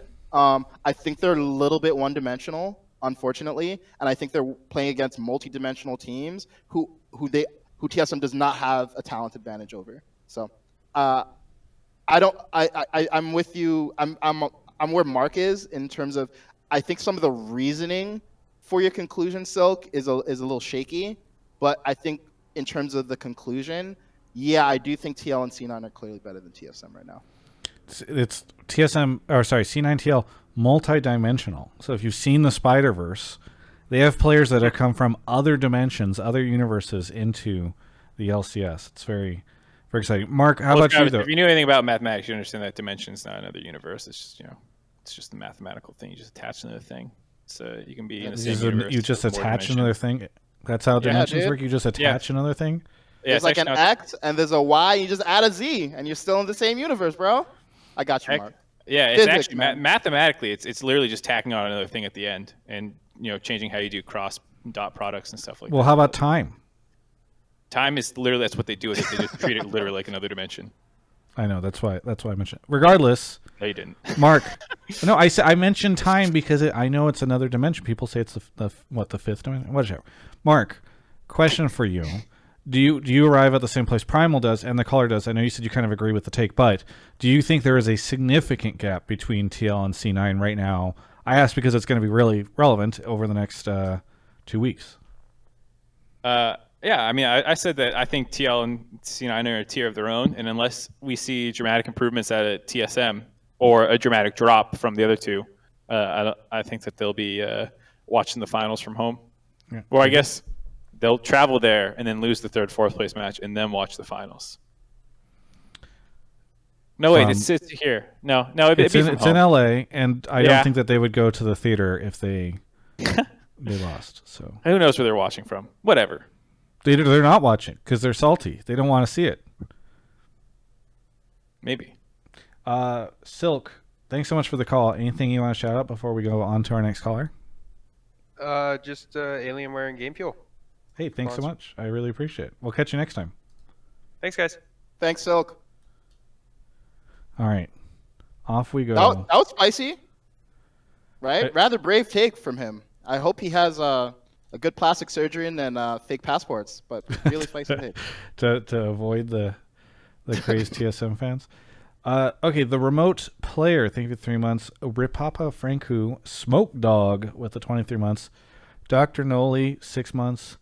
Hilwai, I don't know how to say it. Cesis Caroline, Dr. Manhattan at 41, Omega Diamond Zinc, Ender 3327, Raging Pianist, Purple Ray Q, and then Clock Cruncher, who subbed and then immediately gifted 25 subs in the chat. Damn. Insane. You helped get us back over 1,000. We already start. The show is a constant battle every week of keeping me above 1,000 subs, and you did it. So I appreciate it. Aerohydrus, thank you for the 1.5 years. Very nice. And generous folks. Mark is grabbing our next caller, and they are here actually. Cub, where are you calling from? I'm calling from Scotland. I live just outside of Glasgow. Fantastic. I can't wait to hear your rendition of Wellerman. Is that still cool? Oh boy. I see you've been playing Magic the Gathering Arena for 4 minutes. Are we interrupting your game? No, not at all. Okay. Well, what do you want to talk about on the show? Well, my take is basically that TL will win 3-0 against C9. Oh, so God. Well, I mean, so far this split, they have beat them twice. They're 2-0 up, and I can go into more as to why I think that if you want. Yes, please. Yes, do it. Well, I just feel like they will have top gap and bottom gap. I think their lanes are just stronger, more consistently reliable. Also, in the two matchups before, I was just double checking. Alfari had quite a good matchup. So in the first game, he was Renekton versus Gragas. So he's got the more aggressive matchup, and then he was playing Gnar into Gangplank. So again, giving more wiggle room to exploit that advantage. I don't think that Cloud9 will be able to utilise their win condition, which is like perks in the jungle. I just feel like Jensen's played quite well and got a big champion pool, and he won't int and he'll still be impactful. So I just feel like Cloud9 are more reliable to be good, and also I feel Cloud9 are quite tilt prone, maybe like with Sven, and I do feel like Perks is quite capable of tilting. Perhaps he will get frustrated that in these big matches his teammates are making mistakes where perhaps his previous team didn't do that. So I can imagine him being quite tilted if it doesn't go their way, whereas in the other team you've got Jensen, Alfari, of course CoreJJ there, good leadership qualities. So I think it's going to be 3-0. They'll pick up the first win, continue the momentum, 3-0, and then they'll be 5-0 against C9 this year, and those two teams are the best NA teams. So TL will be no doubt the best team going to mid-season showdown, and perhaps the best NA team ever going to international. Do they 3-0 C9 again in the finals? Well, I think TSM will beat 100 Thieves, and then I do think C9 will beat TSM, but who knows? Maybe TSM will show up good and C9 won't show up. Anything can happen on the day. But yeah, I do think TL will win again. So then TL would be I gotta say, 8-0. They would. I mean, it looks like it, perhaps, yeah. Yeah. I mean, they did lose. There was a 5-game series in lock-in. So they did go 3-2 there. I just gotta say, I have no idea if any point that the caller made was actually good or not. I was just too busy thinking that, like, man, this accent is so fucking great. I just want to hear. I'd love to hear. He could have been like saying Alfari's the worst top laner in the league, and just the way he says it, I'd be like, maybe he's kind of right about that. Dude, this guy I just could wanted- literally go on Doubleless close stream, flame TSM, but in that accent, he'd be good, dude. Yeah. No, so He's true. got simped by the whole chat. Amazing. Yeah. I think the fact that the longer I speak in sentences, the longer sentences I speak too fast online, so I do try and slow it down and pronounce my T's and things like that. But yeah, the more I speak, the harder it is. The harder it is to understand, I guess. I'm from No, it's Glasgow good. as well, so I've got that Glaswegian accent, whereas like Edinburgh or Capital, they speak quite posh, whereas I've got, as they call it, a Glaswegian accent. I mean, I think there's a lot of people who, when they start getting excited, the accent comes on thicker, and a bunch of us dumbass Americans are like, I'm "What?" quite nervous right now, to be honest. Yeah. I'm a Speak little nervous American. right now. Like, I've been listening to the show for quite a long time, and like all of Travis's interviews, and like this is the first time I've called through. I've actually given a take once or twice, but then had to go to bed just because I'm so tired. But I got my take in quite early tonight and just hung about and played some Magic the Gathering. So yeah, good to I go on really the show. appreciate it. It's I know it's 4 a.m. there right now, so that's very nice of you too. It To is. stay up so late. I'm going to bed straight after this. Yeah. All Well, right, let's well okay. then- Let's not keep you up too much longer. Talk about your accent and everything. Let's actually talk about your take. So I think there has been a lot of talk think- about. Oh, go ahead. Sorry, I was just going to say about the take then. I think like, it's more capable or like more. There's more of a chance of them winning 3-0 this game, this series, rather than the final because, you know, C9 could make some improvements, some adjustments, and then maybe it'll be 3-1, 3-2. So I think it'll be 8-0. It's not guaranteed that it'll be 11-0, you know, by the end of it, but I think they'll go 8-0, and then maybe C9 will make some improvements and things, but we'll see by then. They have to get past Okay. the mighty TSM first, or 100 Thieves, of course. Yeah, I think for me, I just don't think C9's ever going to get 3-0'd by TL. You know, they already when they played the best of 5 at the lock-in tournament, it was still a 5-game series, and that was with Alfari dumpstering Fudge for basically 5 straight games. I think there might have been one where Fudge was given counter pick and did okay, but and that was also during a period of time where, in my opinion, C9 did not work that great as a team quite yet. Like, I think their bot lane and their jungler were actually still playing quite well. But Perks was a little bit on an island. Not like he was playing terribly, but like he didn't coordinate as well with the rest of C9 as I think he has been doing later on in the split. And given the fact that I don't feel like TL has become I think we all know that they took a dip in the middle of the season. Other teams also have been improving, so like I don't think it's a stretch to say that TL is in similar form or maybe a little better, maybe a little worse compared to lock-in tournament. So like if it was already that close during lock-in tournament, and I think C9's gotten better, I don't know. Even if you still think TL is going to win, which I think is a totally fine prediction, I just can't imagine it being a 3-0 where C9 is just lost and lose 3 games in a row and never once, you know, on side selection, on changing up their pick ban, playing an early game better, pick up a win. I just can't see that not happening, even if you think TL is the favorite and is going to win. I just want to say to all the people that are watching this clip right now on Twitter after the 3-0, if you don't follow me right now, please follow me. I really appreciate it. And give this a like and a retweet so that more people could see Mark's very certain assumption that there's no way there's going to be a 3-0. If it's a 3-0, I'll cut my hair. Well, you don't really. I'm doing it anyways. Yeah, you don't really. That's not. Anyway, Mark, If it's a 3-0, we get the Scottish guy on the desk as a analyst. You I'll can't quit make my that job commitment. and he can have it. Yeah. Yeah, you could just take it, dude. I'll be there. Mark, what would your opinion be though if I was to ask, like about the personalities? Because if they do lose against TL, they know that they're still in the playoffs, and you know I feel like Fudge isn't a veteran. I think he comes across as maybe quite quiet and timid, and if they're losing, he's not going to be a loud voice.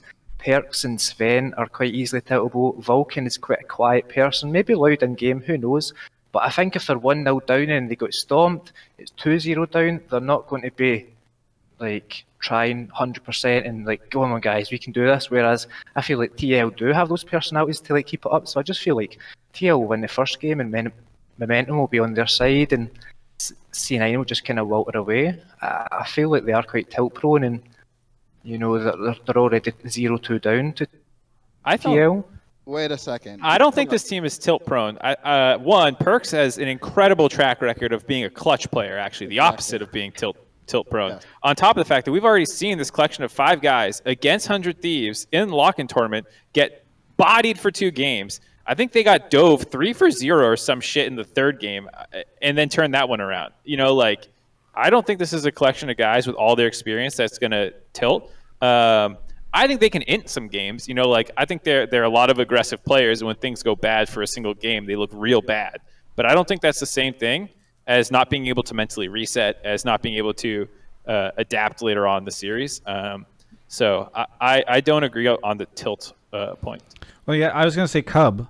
Yeah. There is on your continent a tournament called, or a league called the LEC, and there's a team there called G2, and Perks played on it, and they it seemed like they like actually being stuck in these like situations where they have to come back, and I feel like Perks was part of that. To Mark's point, so I don't know if you're aware of that G2 team, but they're big on that stuff.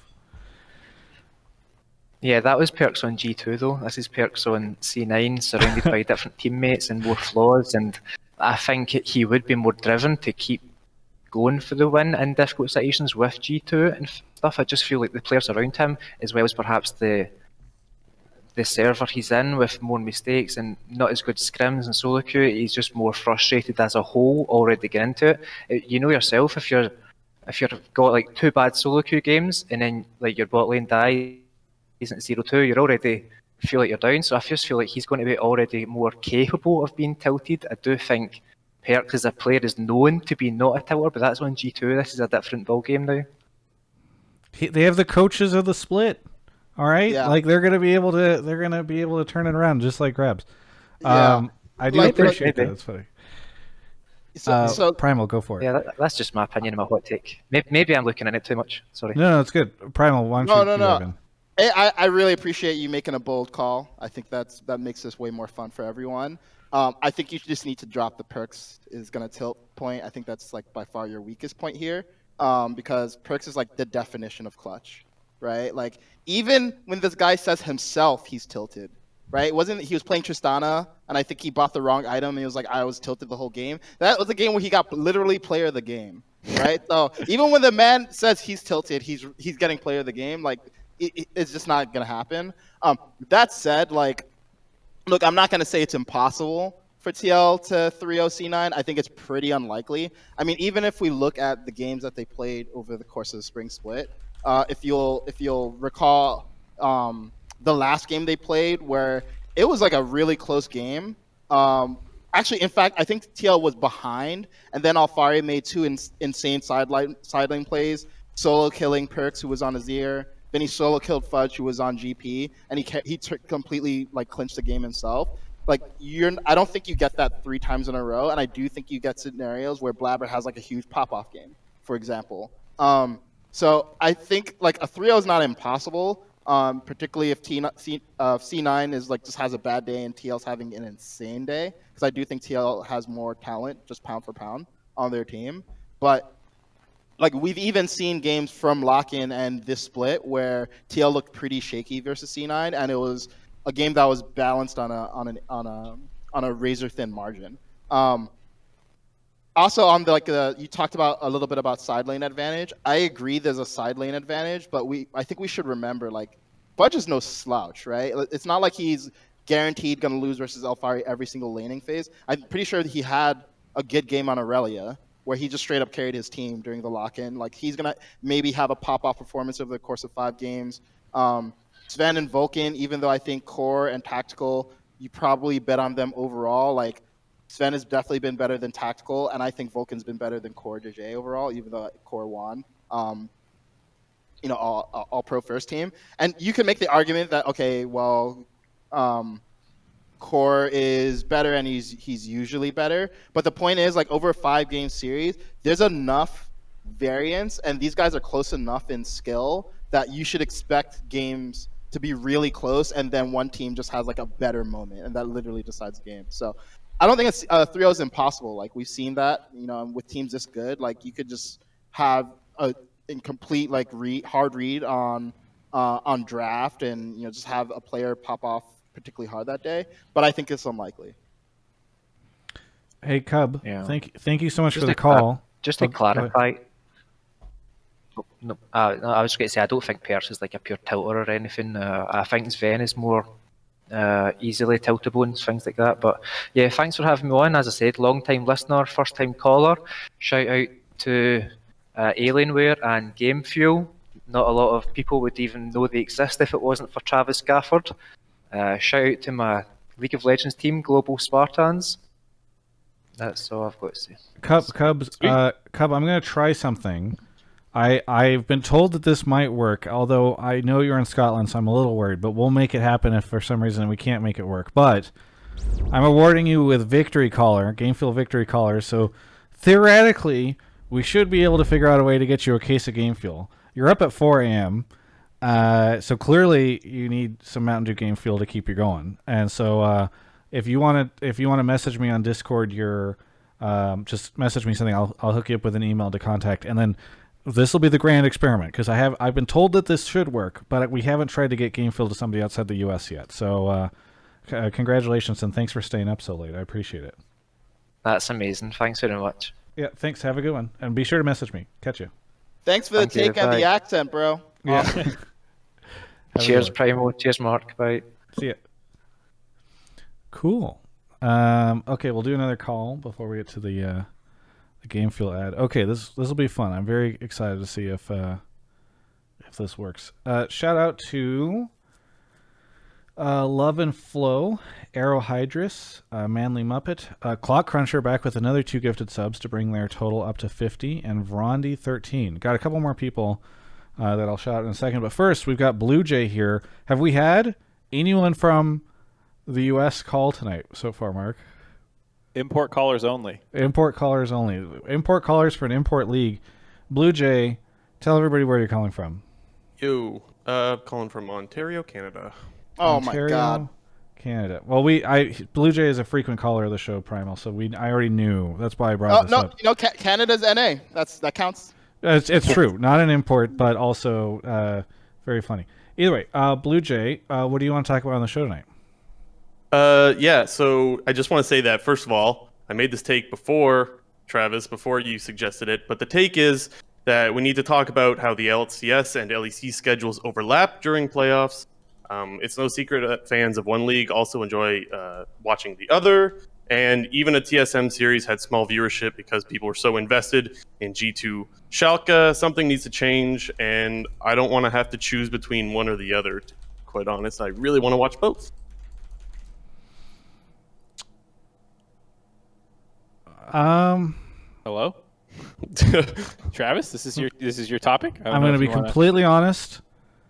Cub messaged me and was like, "Hey, let me know about the email thing," and so then I sent him the info. So I missed the second half of what you said. Oh my God. Very unprofessional, Blue Jay. God, I apologize. Damn it, Travis. We're going to leave this in the show and in the podcast just so that I feel punished and embarrassed. You're punishing the shamed. listeners because you fucked up. What did you get of it, Travis? What did you get? Just go ahead and start, Blue Jay. Go ahead. One more Okay, time. so the LCS and LEC schedules overlapping during playoffs. Oh, is yes, bad. okay. And then you think it's shitty that you have to choose one or the other. Yes, you got it. Okay. See, I did get it. This is an interesting version of this because I had actually not really thought about it in turn. Like I'd seen some people saying like, "Oh, they should delay the start of LCS for the end of LEC," which I think they used to do. Didn't they do that? Primal and Mark, Yep. am I not crazy? They used to.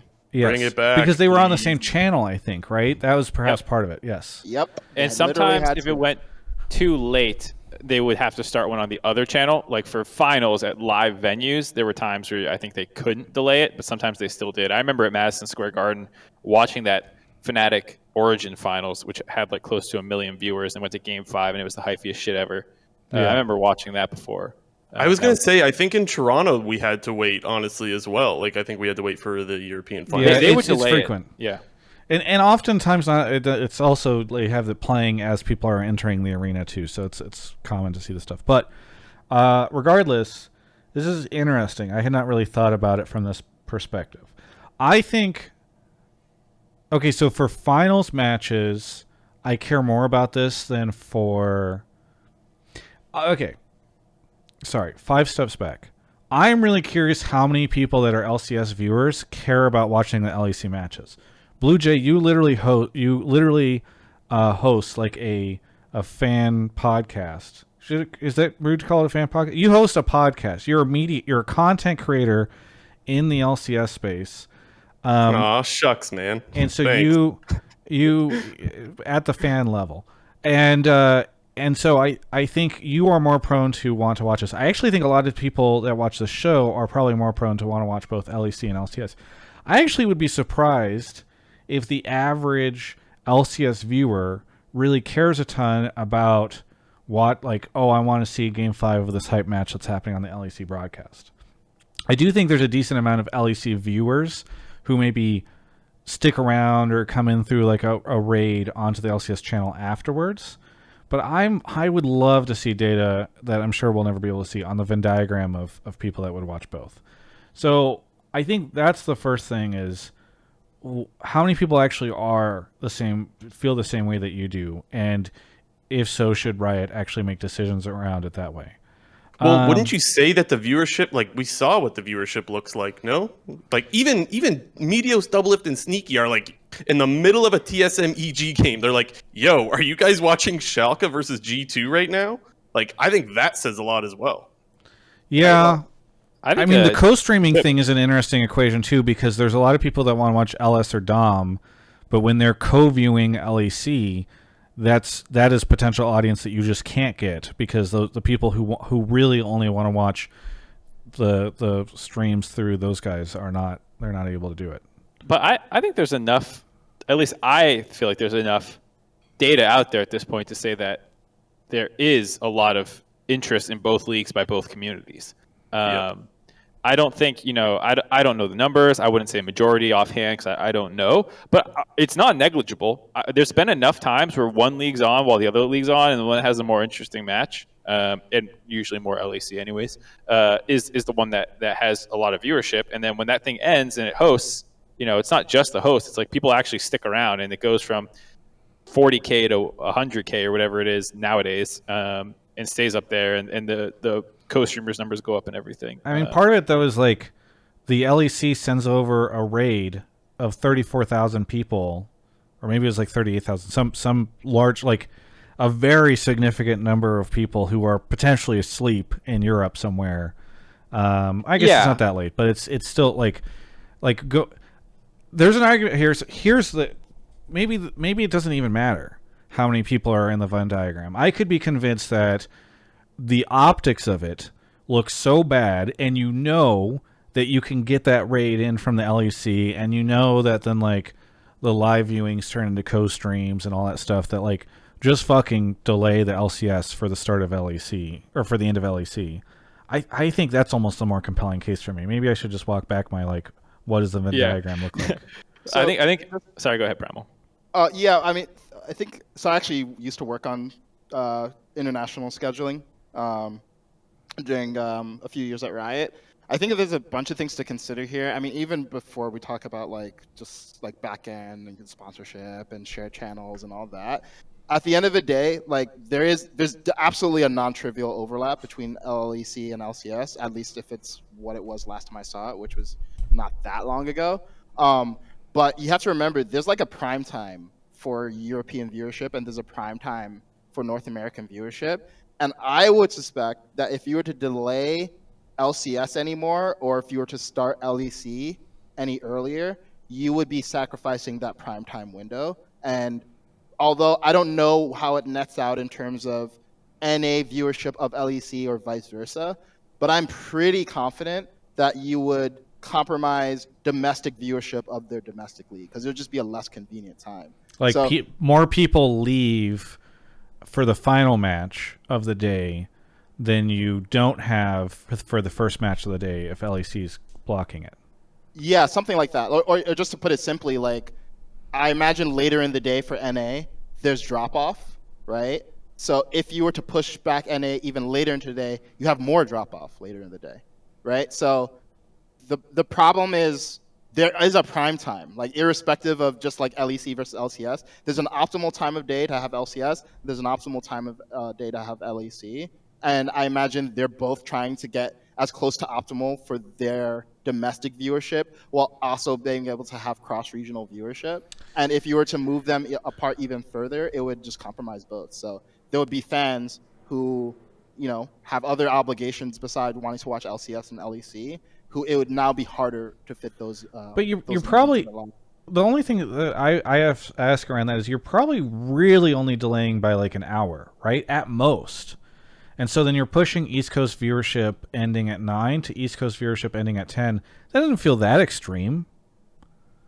That's kind of the way I feel as well, but you could argue if there's like a pause as well, then you're really pushing just to play devil's advocate, Yeah, it's like what if there's a fire alarm that goes off in Europe, right? And they have to escort a team out of the building and go to it like we saw. Yeah, I mean, maybe you just have a hard lot, like we only delay up to an hour or something like that. Yeah, To that's Mark's what I point, think where should it's like, happen. there's like a buffer where we're willing to start the show like an hour later tops, or maybe only 45 minutes, whatever. I mean, to Primal's point, maybe you just look at it and you're like, well, this is when we know it starts to get bad.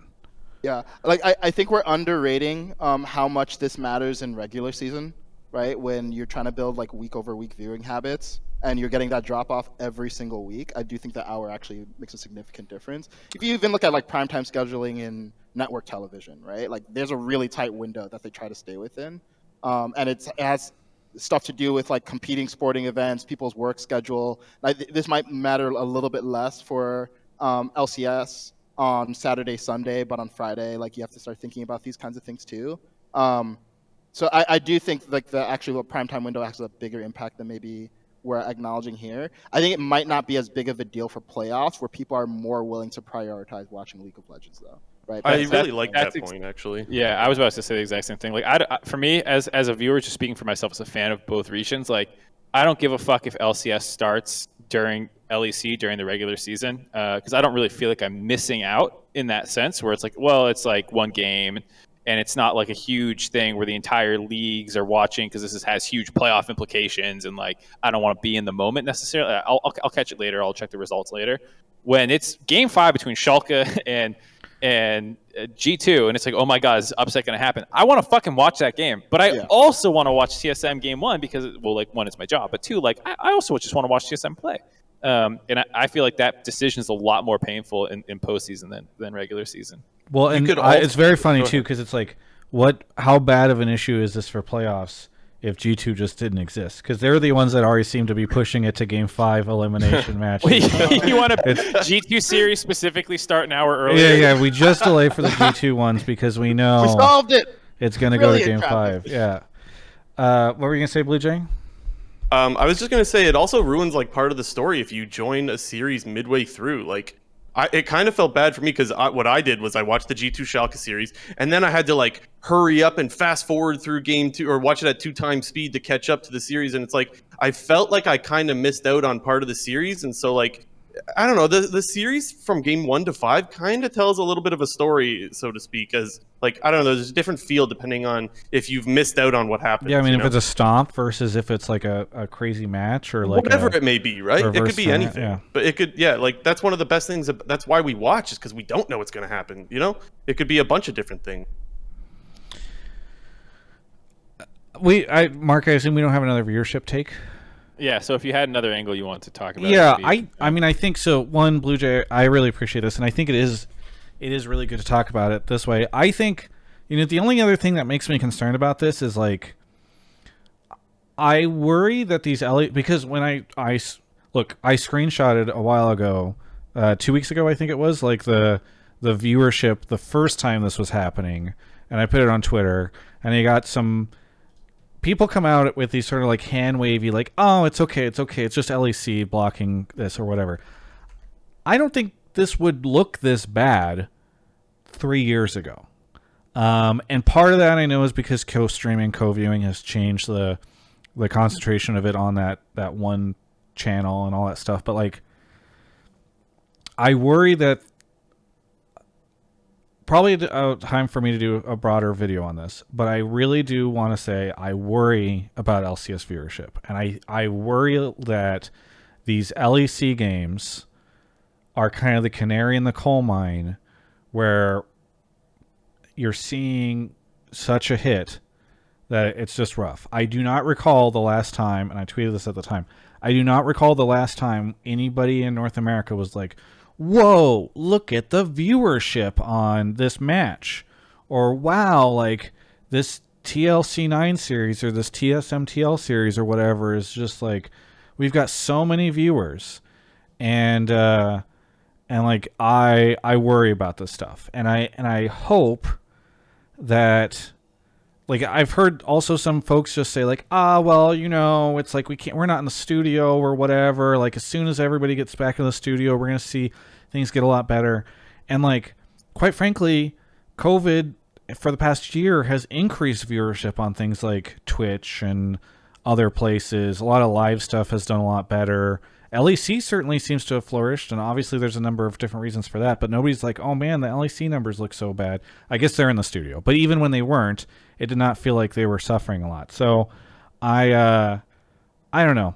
We also haven't seen like a huge uptick since Dash got back in the studio. So maybe we just need 2 other people sitting next to him on the desk, or 3 other people sitting next to him on the desk, and then suddenly we'll get a 25% boost in viewership. But I'm pretty worried about it. Yeah, like to be frank, right? I think the days of having like TSM C9 or like, I guess TSM CLG is a long time ago, matches where you have like 600K viewers, we're not in that day, right? And I think the broader question is like, why not? I feel like a lot of the time, frankly, when I see this brought up, we talk about like, oh, there's co-streaming and it's distributed across. Like maybe there's just fewer people interested in LCS right now, and we should have a conversation about why and like what can we do to make it better. Is it, you know, the teams aren't well branded? Is it that the broadcast is boring to people? Is it that the analysts are boring to people? Is it that the teams get shit on internationally all the time? Yeah, is it that the teams get shit on? Like, I think everything should be up for discussion. I do think it feels like a little bit of a sidestep to be like, oh, well, you know, they're fragmented across different platforms. I'm not saying that's not relevant, right? But ideally, we aren't even having discussions about like fragmented viewership or overlap between LCS and LEC, and we're just growing the whole fucking pie across the leagues, right? Like, if there's overlap, great, but we should have a bigger audience for both LCS and LEC. And if that's not happening, I think, yeah, it's worth like an honest discussion about like why is that not happening, and hear from community like what do you want to see, or like for people who churned and no longer watch anymore, what do you want to see? I think it's okay to have that discussion. And if LCS viewership is down, it's down. Let's treat it as a problem and address it. Thank God. Yeah. Yeah, I was gonna say a lot of like the thing too is it's not gonna be one answer. I think a lot of times people have the answer that is their answer and they make that the answer. You know, like for us in Twitch chat, a bunch of people just said a bunch of things, right? Like some people were saying too many imports. Some people were saying our team suck and like it's just bad play and like I miss the good personalities and the analysts suck now and the broadcast sucks now. But it's or like you know whatever it is. Everyone has their own reason. The answer is going to be that it's a little bit of all of them. But you need to do analysis to figure out which ones are the biggest contributors to that pie that you're talking about. And which ones are you actually able to have some control over? Like, yeah, we can't fucking get in the studio. And if our numbers are down because people don't like watching, they just think the remote broadcast is a worse product, which, you know, in some senses, I think you could actually argue it is. It probably is hurting it, but that's not something that you have control over. It's something that you would hope would rebound. It's also something that you can't do that much about. And I think the other pieces of that pie can't be waved away because you like using, oh, we're remote right now, or whatever, like, oh, our teams aren't as good, so the broadcast product's perfect. You know, like all these things are things that I think should get their fair look at. I really enjoyed. And sorry, just to say, I think this whole like, well, LEC viewership is higher thing. I think it's just kind of dumb. Like I don't want to be talking about like 600K here versus like 200K there or whatever. Like I want to be talking about like there's millions of people watching both, right? Like how do we like 2x to 10x this thing, not like how does LCS overcome LEC? That's like that's playing like small games. Really? I'm like, how do we steal their viewers? How do we get those 600,000 over here watching us? I don't. Yeah, that's what I think How do it we is. kill the LEC? Yeah. Mark at it. I think the reason why I think it's interesting to talk about LEC viewership is only because it is a comparable metric in some sense, right? Like if LEC was going down and LCS was going down, then you're like, okay, maybe there's like a broader thing that's happening across Western League of Legends. People are playing the game less. They're playing Fortnite. They're playing, I don't know, whatever. But like, I think you can look at them and say, okay, this is a product that we used to make fun of their viewership. We used to make fun of virtually everything about them other than their results. And now they just come into our Twitch chat and just spam NA all day, burgers I eat, Keck W, blah, blah, blah. And Wait, like, always happened? we have no, it's always happened, but we have it is depressing because you see nothing else now. There's no retort. I miss the glory days of this show when Kelby was on and we made fun of EU. And Yes. now I can't do it. It's 3 years. It's 3 years later, and I can't do it. We used to shit wanna on be them able to all do the it. time. The Last Bastion is the best EU players come over here because it's just a better life, bro. I mean, yeah, that's the only thing we could do. But then that's literally all That's we what we're got. clinging to Yeah. is we're like floating in the. well, Perks is over here, so leave us alone, Shocks. You know what? I bet it's better to quarantine in LA than Berlin. Just saying. True. All right, that's all I got. Much better Grubhub options. Yeah, I bet they're also still exactly as bad as LA and USA was. Anyways, one thing I want to say too is viewership in general for things does go up and down. Like there is a somewhat natural ebb and flow of viewerships that can happen. Just with like how good is the game to watch because you have good teams and stuff like that. Like G2 definitely brought a golden era in some sense to that ecosystem, just because it was such a fun team to watch. All the personalities were so great. They were competitive on an international level. I hope that they're able to still do that even without perks, because it's so good for their scene when you have a team like that. And I don't think North America has quite had a team that has been able to do that. I mean, talk about turnover, we talk about all these other different things, but you can see in other ecosystems like Smash Bros, for example, is a scene that I kind of followed closely, and like it almost died for a little bit. Then it came surging back with like the Five Gods and like the Doc and all the other things that like kind of went on. And like, who knows what the extended life cycle of the entire league in North America, specifically since I'm talking about that, like viewership experience will be and the numbers and stuff. But I think you still also need to do your best to maximize it at every, peak and valley along the way. And we've gone on happen for quite some time. So I'll just wrap it up with a couple things here. One, agree with Mark. Sometimes things like Smash surge back. Sometimes things like StarCraft 2, which Primal and I both got our esports starts in, just fall off a cliff and become a situation where Tasteless and Artosis have a Patreon going because they can't even get their English casting paid for, which is really depressing. Everybody go support their Patreon, by the way. But so I just my big question is, are we at a point now where the LCS team, the folks over running the LCS, identify that we are in a pretty bad viewership drop and are looking to do stuff? To that point, I would make a suggestion. I think they should hire somebody onto the League Ops team who thinks about this stuff a lot. Clearly, Primal does. And so I actually think Primal should, as much as I love him on the broadcast, they should hire him to be on the League Ops team. Finally got him off the broadcast. This guy seems like a talented League Ops dude. They should put him over there. Have you Travis has promoted you. Have you ever considered working on League Ops for Riot Games, Primal? I don't know. That sounds interesting. Maybe I'll think about it. You should consider it. Yeah. And then the final. So in all honesty, I do think this is a really important conversation to have, Travis, and I think it's one of those conversations where you're never gonna see Riot go out in the public and be like, yeah, our viewership is down. What do you guys want to see us do? Right? It just doesn't make any sense from a business perspective. I would love to see a leaked survey on Reddit. You know how they do people leak those surveys all the time, where it's Riot surveying around creating new skins or something. I hope they are surveying people around, why did you stop fucking watching LCS? What can we do to get you back? Do you like Ugu Kawaii Desu League champs, or do you like Tom Kench?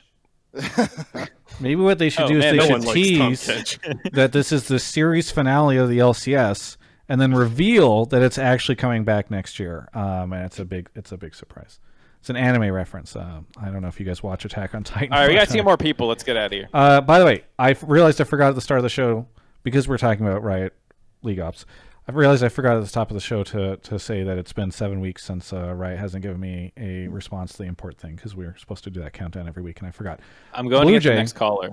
We have to get rid of Blue Jay first. You better hurry up then. Blue Jay, guy's still here. What do you want to shout out before we go on to our next caller?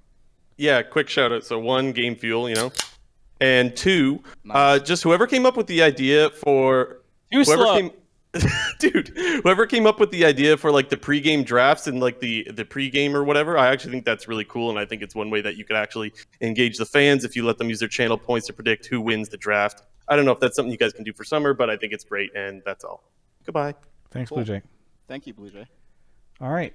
Our next caller is here, and then we'll have to take a break afterwards. But Tom Shu, noted caller, the first American to call into the Hotline League episode 1, I think it's 167. No, 166. What do you want to talk about, Tom Shu? Or first off, where are you calling from in America? Damn, he thought it was Kelsey, but it was me, Tom Shu. But anyway, calling from DC. Okay. Oh no, do you have the Amateur Academy thing? Our viewership. I do. See, this is We were just talking about viewership falling off a cliff. This call is going to make my viewership fall off a cliff. Sorry, go ahead. Nothing's better for the ecosystem, Travis, than putting down the developmental scene. I think agree. it's great Yeah, that they're good move. doing this. I just don't think people care about it, unfortunately, and I don't think they need to care about it until these players get to LCS. Go ahead, Yeah, Tom. and why Okay, try and okay, convince them okay. otherwise, We have a- Travis? Tom Okay, Shu? I already have a good point about this, so let me just go and get to my What's take. your take? Like, I don't know if you guys have heard about this, but there's a tournament going on tomorrow that's about to showcase some of the best talent that LCS has to offer. And of course, I'm talking about European Masters. But but my point is, like, have you ever, like, has anyone even actually given a fucking thought to, like, the Proving Grounds tournament that's actually going on tomorrow? Like, all I've seen literally out of Riot is, like, the LOL Esports article. And then that's pretty much it. Like, I've seen in LEC, they had, like, a whole desk segment about EU Masters and, you know, trying to hype people over these are going to be the next EU talents coming into LCS. You should go ahead and get excited. And I think pretty much all we've got right now is, yeah, that article, and anything else that has come out has been, you know, pretty much community generated. Like, much appreciated to, like, the guys like Tim and all the other people in the amateur scene, you know, putting out their content to try and get people excited about this stuff. But it's like, if LCS is not even going to put their, you know, their considerable brand power to, you know, make people care about these players, then what's the point? Like, you could at least spare, like, the modicum of effort, like maybe just a little tournament overview or a small interview or a touch of analyst. LEC I'm not done yet. A touch of analyst discussion, maybe just a crumb of attention would be amazing, just to get this, just to get the ball rolling. Okay, you're and to done get now. people care So about LEC more a little bit. is got viewership to spare. All right, we're just talking about how we need LCS to get more viewers. Talking about doing like a preview of, and I always want to call it Proving Grounds, but I know people it's Proving Grounds. But I think there are places in the world where people call it Proving Grounds.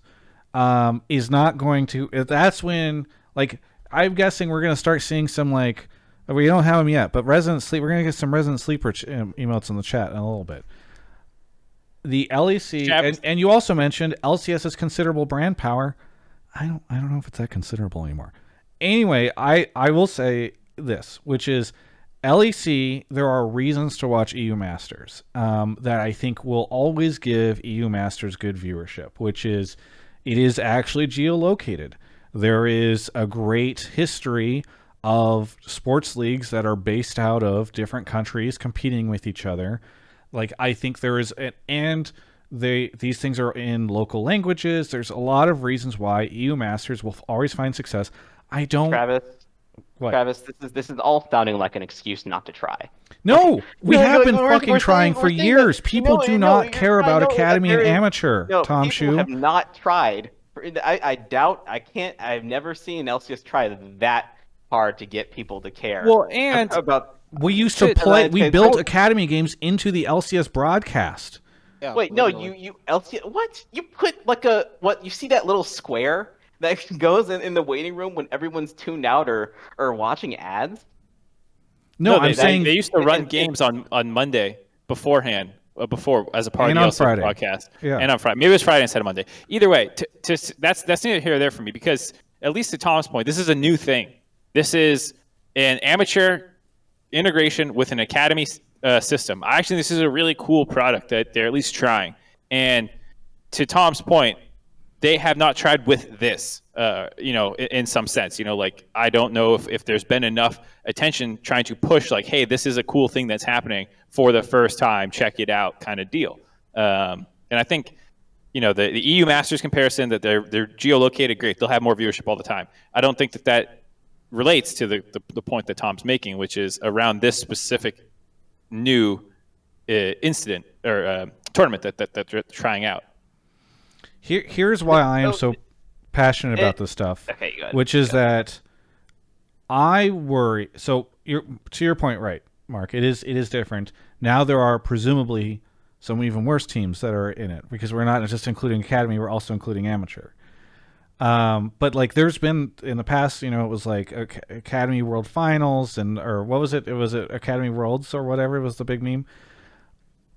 The reason I am passionate about this stuff is I do really believe in the importance of amateur and academy and the ability to have systems that develop talent. What I worry is when the team owners and Riot and a lot of people think that the success of these things needs to be born out of viewership. When they start optimizing these things as if they are a product that should be able to get like a ton of sponsors attached to it or a ton of viewers or whatever, that is when I worry that is like these things will always be seen as a success or sorry, a failure, or we will optimize around the wrong metrics and the wrong goals, when in reality these things should exist exclusively to develop talent.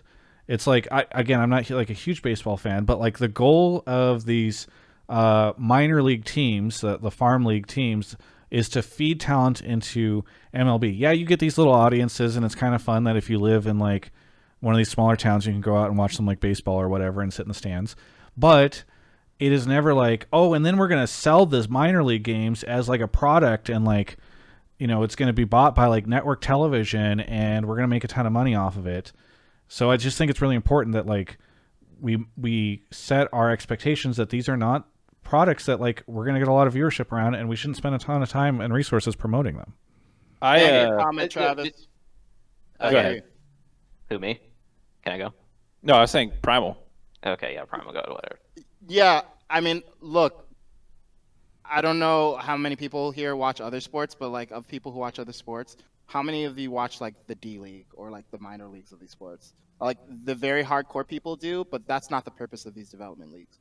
The purpose of these development leagues is to find talent and get talent to top teams. Viewership is a nice side benefit. So in my opinion, like we can absolutely have a discussion about whether Riot should be doing more to build robust talent infrastructure and actually get these guys placed if they have good placements in a tournament. That's a very complex problem that is about much more than just the proving ground.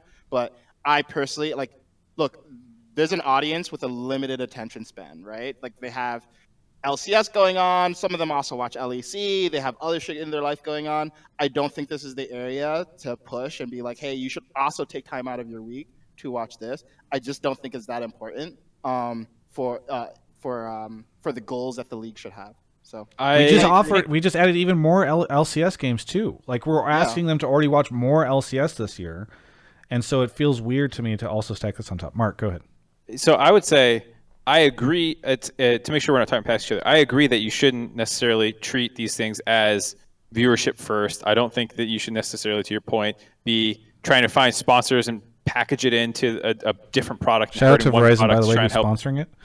What's that? This is shout out to Verizon, by the way, who just got announced as the sponsor of the event.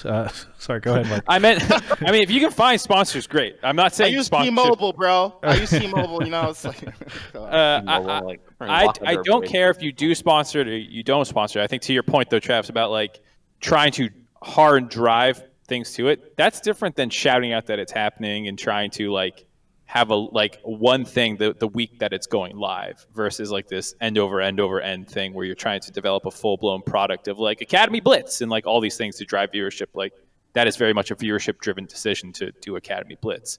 So like I think both these things can be true, that it doesn't need to be viewership first. It doesn't need to be this thing that you're trying to make a full-blown product that is self-sustaining ecosystem thing when its primary goal should be talent development. But I also think when you're having the big showcase, like scouting, like the fucking combine is a huge, huge, huge money-making thing. The draft is a huge money-making thing. These times where, you're watching the next generation potentially, fans do get excited about that. And I think if this is going to be our version of like the biggest Academy event of the year, the biggest development of the year, I think it's fine to try and drive a little bit of eyeballs in this specific moment. Not all year long, not all that kind of stuff.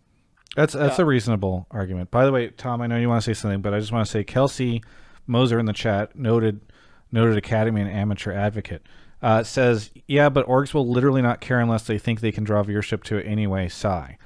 And that's just what I was about to say. Like, I know it's great to talk about, having Academy for the purpose of developing talent, but you still have to understand who are the people, paying these academy players salaries, and of course the amateur players still need to live and whatever, and to do all this stuff, it still costs money. Like, and now you have to ask, like, who is going to be the one to pony up that? You have to ask who is going to be the one to pony up that money. If only Tom Shoe, there was a way for these orgs to make back money that they've invested into developing amateur players. Jack, I'm sure would really love to figure out a way to make back money on players that he's signed and developed.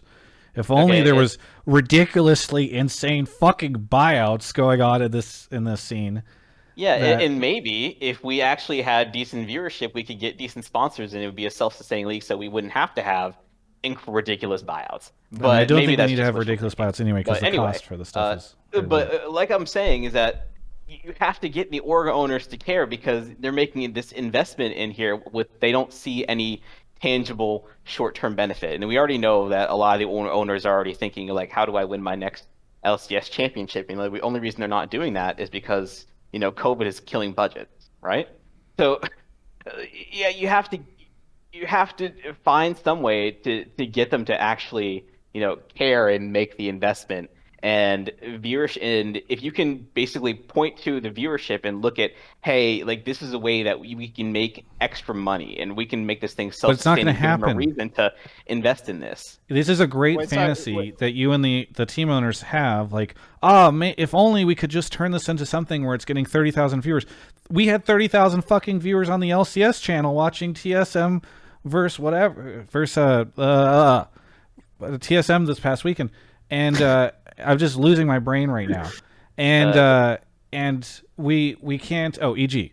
We had 30,000 viewers watching TSM versus EG. We have bigger worries than trying to get like 20 to 30,000 people to watch Proving Grounds. And so it's actually interesting that both of these problems can actually kind of tie into each other. And that, in my opinion, is that you find a lot of the growth in viewership by focusing attention on the players and their stories. Like, why do you think Bjergsen and Doublelift drive viewership? Because they were such huge stars. Because they were really good at the game, and they were on massive. They were on teams that were wildly successful. Yeah, so I'm like, where's our next Bjergsen and Doublelift? Like, how come LCS isn't taking the time to, build up our next? We're going off topic, but I don't think that no one's put any effort into building up Blabber. You're right. Yeah. Can I just say, I think that we have the causality wrong here. Like, I don't think it's that LCS teams will invest in developing, I guess, amateur level infrastructure because there's viewership of Proving Grounds. I think we can get people to care about infrastructure and Proving Grounds. For example, like, if we had like a straight up just draft system or some sort of other system of making NA talent and these tournaments actually matter, I'm sure these teams would invest more money here. So if the argument here is that we need to get more viewership for them to care about the development of the amateur scene, I think there are much more direct ways to do that. Again, like, the amount of time that people are willing to devote to League of Legends is limited. And I think there are better problems to focus on, like LCS viewership, just more directly. That said, to your point, sorry, I forgot your name. Tom Shoe. To your point, like, it can be both true that viewership, like big viewership, is not the priority, and also true that we're falling below the minimum bar of promotion of this event. I don't know how much Proving Grounds has been promoted, and maybe it is below that ground. Maybe there's like some table stakes, low-hanging fruit stuff that they can do. But in my personal opinion, to treat this as like a viewership generating product and one that will in some way improve the amateur development ecosystem, I think is a fairly inefficient use of resources. I just want to all I'm asking for is 5 minutes. Like 5 minutes on the analyst desk, just to. And do you think that's going to suddenly get you way more viewers, Tom? Yes. Like, we're talking about what? I think the last Academy stream was sitting at 2,000? Like, we can double that. Wow, 2,000 to 4,000, we're talking, 100% increase. Okay. Well, I just disagree. I think, by the way, the one thing I want to say before we say goodbye to Tom, and by the way, thanks, Tom. You always create good discussion on the show, even if obviously we have strong disagreements about it. Always. I'm a little worried. I just want to say I'm a little worried about how much this stuff has been sold out to Mobalytics, Nerd Street Gamers, Verizon, all these amateur organizations that are investing money into these players. I love to talk to somebody about how we're making sure that we're not creating like a weird little amateur bubble where like a bunch of people invest into it this year, it doesn't get the viewership it needs, and then all this stuff falls out. Tom, anything you want to shout out before we go on to our quick break? I was say falling out already. You should have seen the Sola Fide situation. I But mean, anyway, I'm aware of that. yeah, I'm sure you're aware of that. But anyway, Proving Grounds is tomorrow. I think it's 6 Eastern on the LCS channel. Make sure you come step in and watch Yasui dominate, because I'm certain he will. So, y'all have a great night. You Have too, a man. good one. Thank you. Thanks, Tom. Yep. All right. I know we're over time, but I appreciate that we're going to take a quick break here. I hope all of you do as well. To shout out Game Fuel, Mountain Dew Game Fuel, fantastic sponsor. Mark and I have been drinking their stuff this evening. I personally am drinking and need to reorder the Charged Cherry Burst. Fantastic thing. I mentioned this last week, but they now have on their website. And by the way, you can go there and use go to gamefuel.com/Travis. Actually, I just realized that I think it's actually you go to gamefield.com. You can click on partners at the top. I'm sorry, I linked the wrong thing, and you can see the page that they have built out for me. But they now have the Victory Pass fully available, so you can see. For those of you that might have not heard me mention this before, they have like a battle pass style thing where you go there as you buy Game Fuel, you level up your Victory Pass, you get all these levels. Previously, they only had 5 of the 20 levels revealed. Now they have all 20. So you can go over there and you can see the type of stuff that you can get, including things like Twitch bits, pretty big discounts on your next order, sticker packs, all sorts of stuff that you can get just by basically you get something unlocked every time you order a case, is my understanding. I think you level up each time. So be sure to go check that out. There's actually a link in the Twitch chat that I'm going to put in. But if you're watching on YouTube, you can also do that. Again, use code Travis for 5% off your order of Mountain Dew Game Fuel. And if you are outside the shipping range, because sometimes that website doesn't allow you to ship to every state, you can also use my Amazon link, which does help me a little bit with the tracking. So you can still try it and give it a try. Thank you so much to Game Fuel for sponsoring the show. We really appreciate that.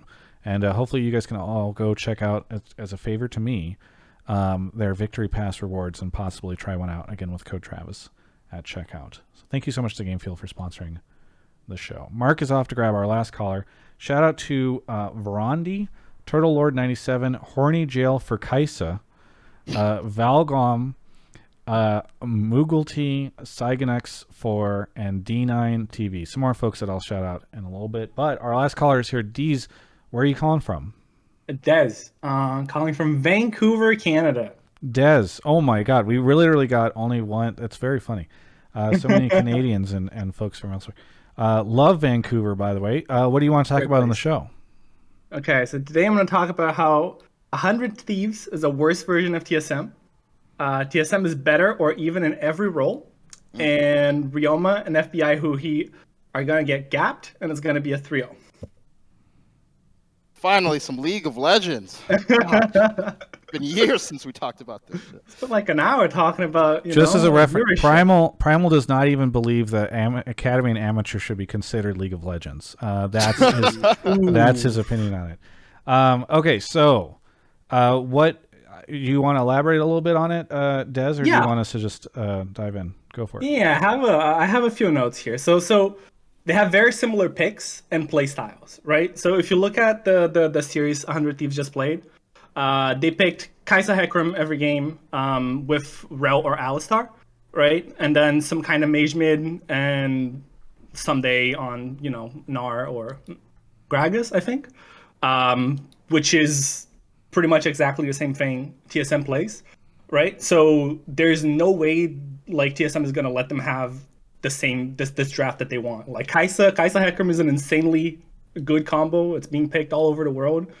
It basically like first pick by Damwon every game. So there's no way that they're gonna get that every game, right? They have very similar play styles again of just like don't get too far behind early, and you can usually eke out a win by the late game. But if I look at the player matchups, like the mid, it's just a huge gap. The jungle, I recently started thinking is a huge gap after Closer's performance last series. I think What? FBI. Wait, pause. Hold up. You think Yeah. Closer's performance last Do you series mean the was bad? C9 series or the Dig series? The Dig series. What? Yeah. Wait, what? He did not look that impressive. He was out of place a couple of times. He couldn't snowball the early game unless Dardoch was like throwing, which he did a couple of times. And then late game he didn't seem like he did much. What did you think about Game 3, Des? Why do you disagree? I was asking what did you think of Game 3, Des? Game 3? Oh, Game 3 is Dardoch just tilted out of his mind, goes in and gives the game away. Homie, I'm gonna just send you the link to watch the series again. I don't know how you could say Closer looked bad that series. I'm not saying he looked bad. I don't think he looked like terrible, right? But like considering how Dig was playing, I don't think he's like he I don't know, did as well as he should have. And considering that, I think against Spica, who I think is roughly on par with him on, when they're both having good days. But based on the last series, I think Closer's having a worst form right now. So I think Spica's gonna gap him again. Dude, if you just said based on every other game, like every game in the back half of the split and the games he had versus C9, Closer looks bad, I'd be with you. But you really picked the 3-0 they had over Dig as evidence Closer is bad? Let me just help you make your argument better. Just like drop the Dig discussion and just be like Closer's not looked as good as Spica, and you have a better argument. Yeah, that's what I was gonna say. Is like, you want to talk about you think Speaker's gonna outperform Closer? Totally valid argument to make. To say that he like after his shit Dig performance, it's like Okay, well we're getting off topic. Here I am. Let's get back to the broader point. Des, did you? I know we got distracted on the jungle thing. Yeah, but did you have like a so final I think bit Lost and FBI have roughly similar play styles. They don't usually pop off in lane. They just wait until mid game dragon fights on Kai'Sa and just like rack up a bunch of kills and snowball. So I think it's gonna come down to support, and who he's positioning in that series was a little bit questionable sometimes. He had some really really good wombo combo engages on Rel. So that's definitely, I think, the one way TSM could lose any games is mid game, late game, who he gets some amazing engages off. They can definitely win that way. But again, the picks are very similar, right? So if that ends up being a problem, for example, in game 1, if TSM loses, what they're probably going to do is ban out Alistar, pick Rel, something like that, right? So I don't know if that's like a reliable way to win. And I don't know. I don't think 100 Thieves has any other way to reliably push their leads. And if you look at how TSM, sorry, go ahead. Just if you can wrap it up, Des. Sorry, we're a little over time. Yeah, yeah. So if you look at how TSM has like lost games, they only lose if they get really really far behind early. And even when they're like a little bit behind, they can usually still win late game. So I haven't seen 100 Thieves be able to like really, really push an advantage against the teams that are like on par with them, right? The top 4, top 5 teams. So I don't think they're going to be able to do that. And TSM is just a better late game team in IMO. All right. So Mark or Primal, who wants to dive in first? I'll go. All right. Yeah, gotta go. Okay. So I actually don't think that your take that TSM will 3-0 100 Thieves is actually crazy. Particularly now that we've erased from our minds what you said about the Dig series and Closer. I agree. Spica is generally more consistent and better than Closer. I don't agree with the take that they're literally better in every role. I think FBI is clearly better than Lost. I think Huhi is not as good as Sword Art right now. I wouldn't be surprised, though, if he puts up a performance that's just as good as Sword Art's in this series. Like if we see lock-in level and early split level Huhi come back. Totally agree with you. Ginormous mid gap. There's Ryoma. Even this is where I think you can actually use an example of, despite winning versus Dig, like Ryoma did not look particularly good. He missed so many shockwaves that series. Someday versus Huni is interesting. Like I did think that Huni was better overall over the course of the split, but I also wouldn't be surprised to see Someday top gap him if he can get his coordination issues with closer figured out. Because I feel like the issue with Someday is not that he's not mechanically up to speed. He's clearly super good mechanically.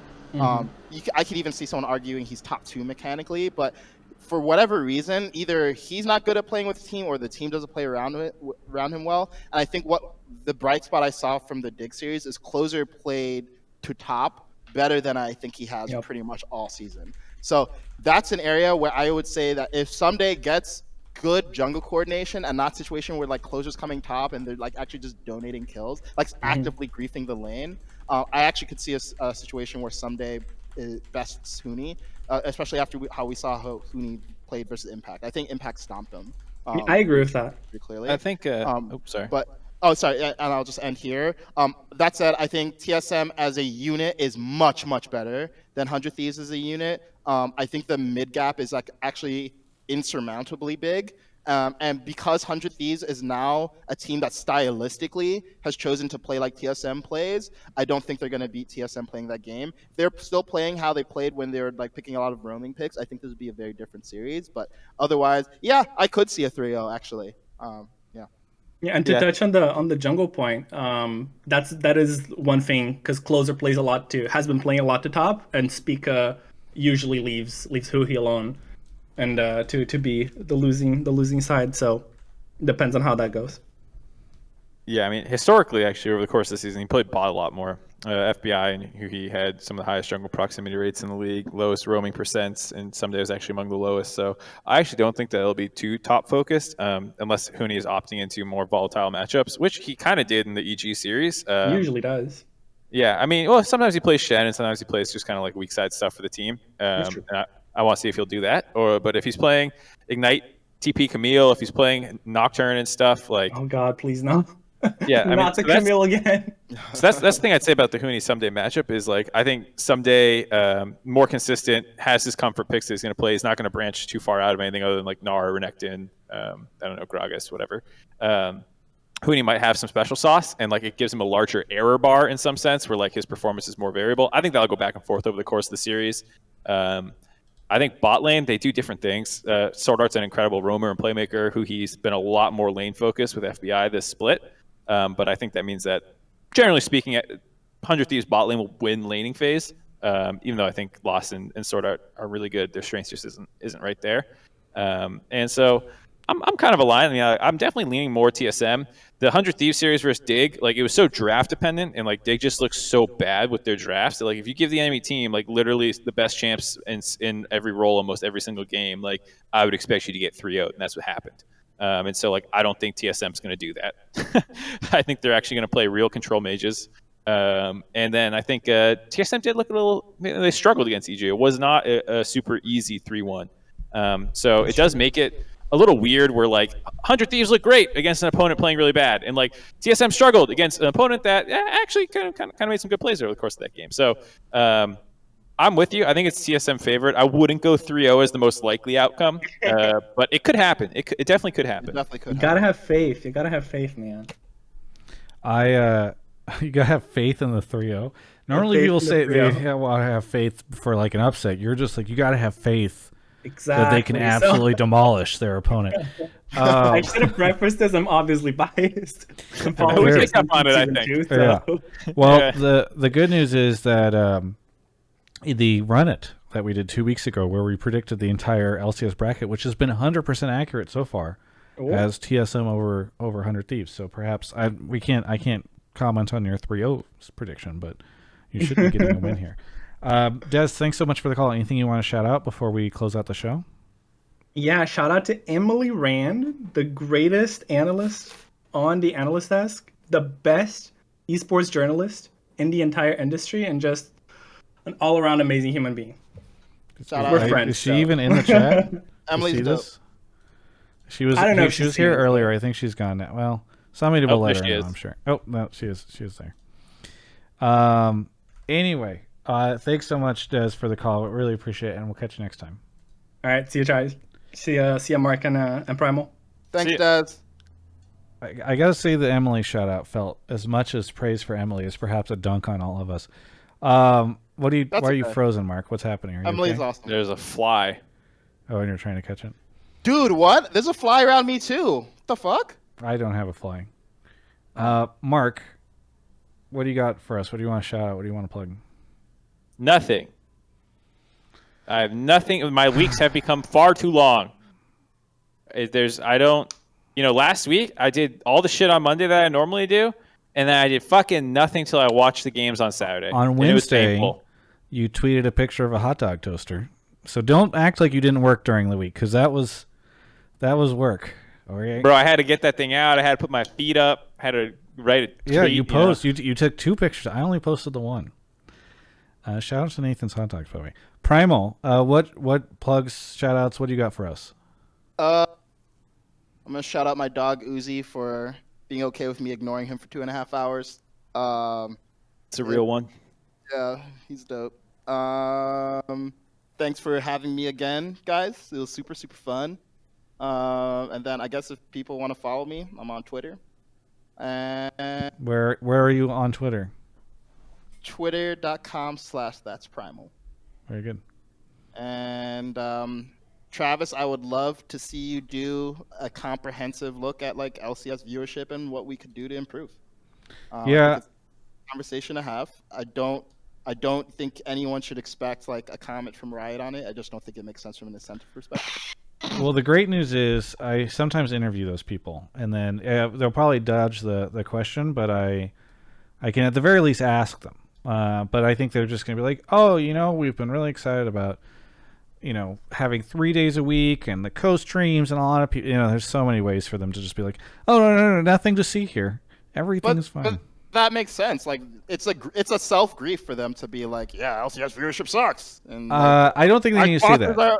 Our sponsors are getting ripped off. So I think what I'm saying is, I want to see your perspective on what should be done. Okay. not I think you asking guys should continue the Right. show for another half hour as you argue, and I leave. I think what I would like to hear from Ryan, I'll say this and then I'll give my shots and then be done. I think a great answer for them would be, hey, we know that we lost Doublelift and we lost Bjergsen. Us as a league, we didn't really expect that, and so admittedly, we didn't do a great job of building up new stars. But here are the 3 to 4 ways in which we are really looking forward to growing the league. You don't even have to acknowledge that there's a drop. You can just say we're excited to grow the league, and these are the 3 to 4 ways in which we're looking to help expand the viewership. There's ways to do this. And to be clear, I think Riot, contrary to opinion, they definitely listen. They definitely pay attention to these conversations. So if people have some suggestions on what they think could make the league better and they want to see, I think it's a good conversation to have. You can check out our episode of Run It this week. We're going to be highlighting some of the MVP folks. Shout out to Tim, who wanted to do one on Proving Grounds, and I was like, what if we did something on MVP? So everybody can hate me. I'm the villain of Amateur and Academy. Thanks everyone for watching. Thanks Primal for coming on. Thanks Mark for being patient and being 25 minutes over schedule. And this has been Hotline League episode 166.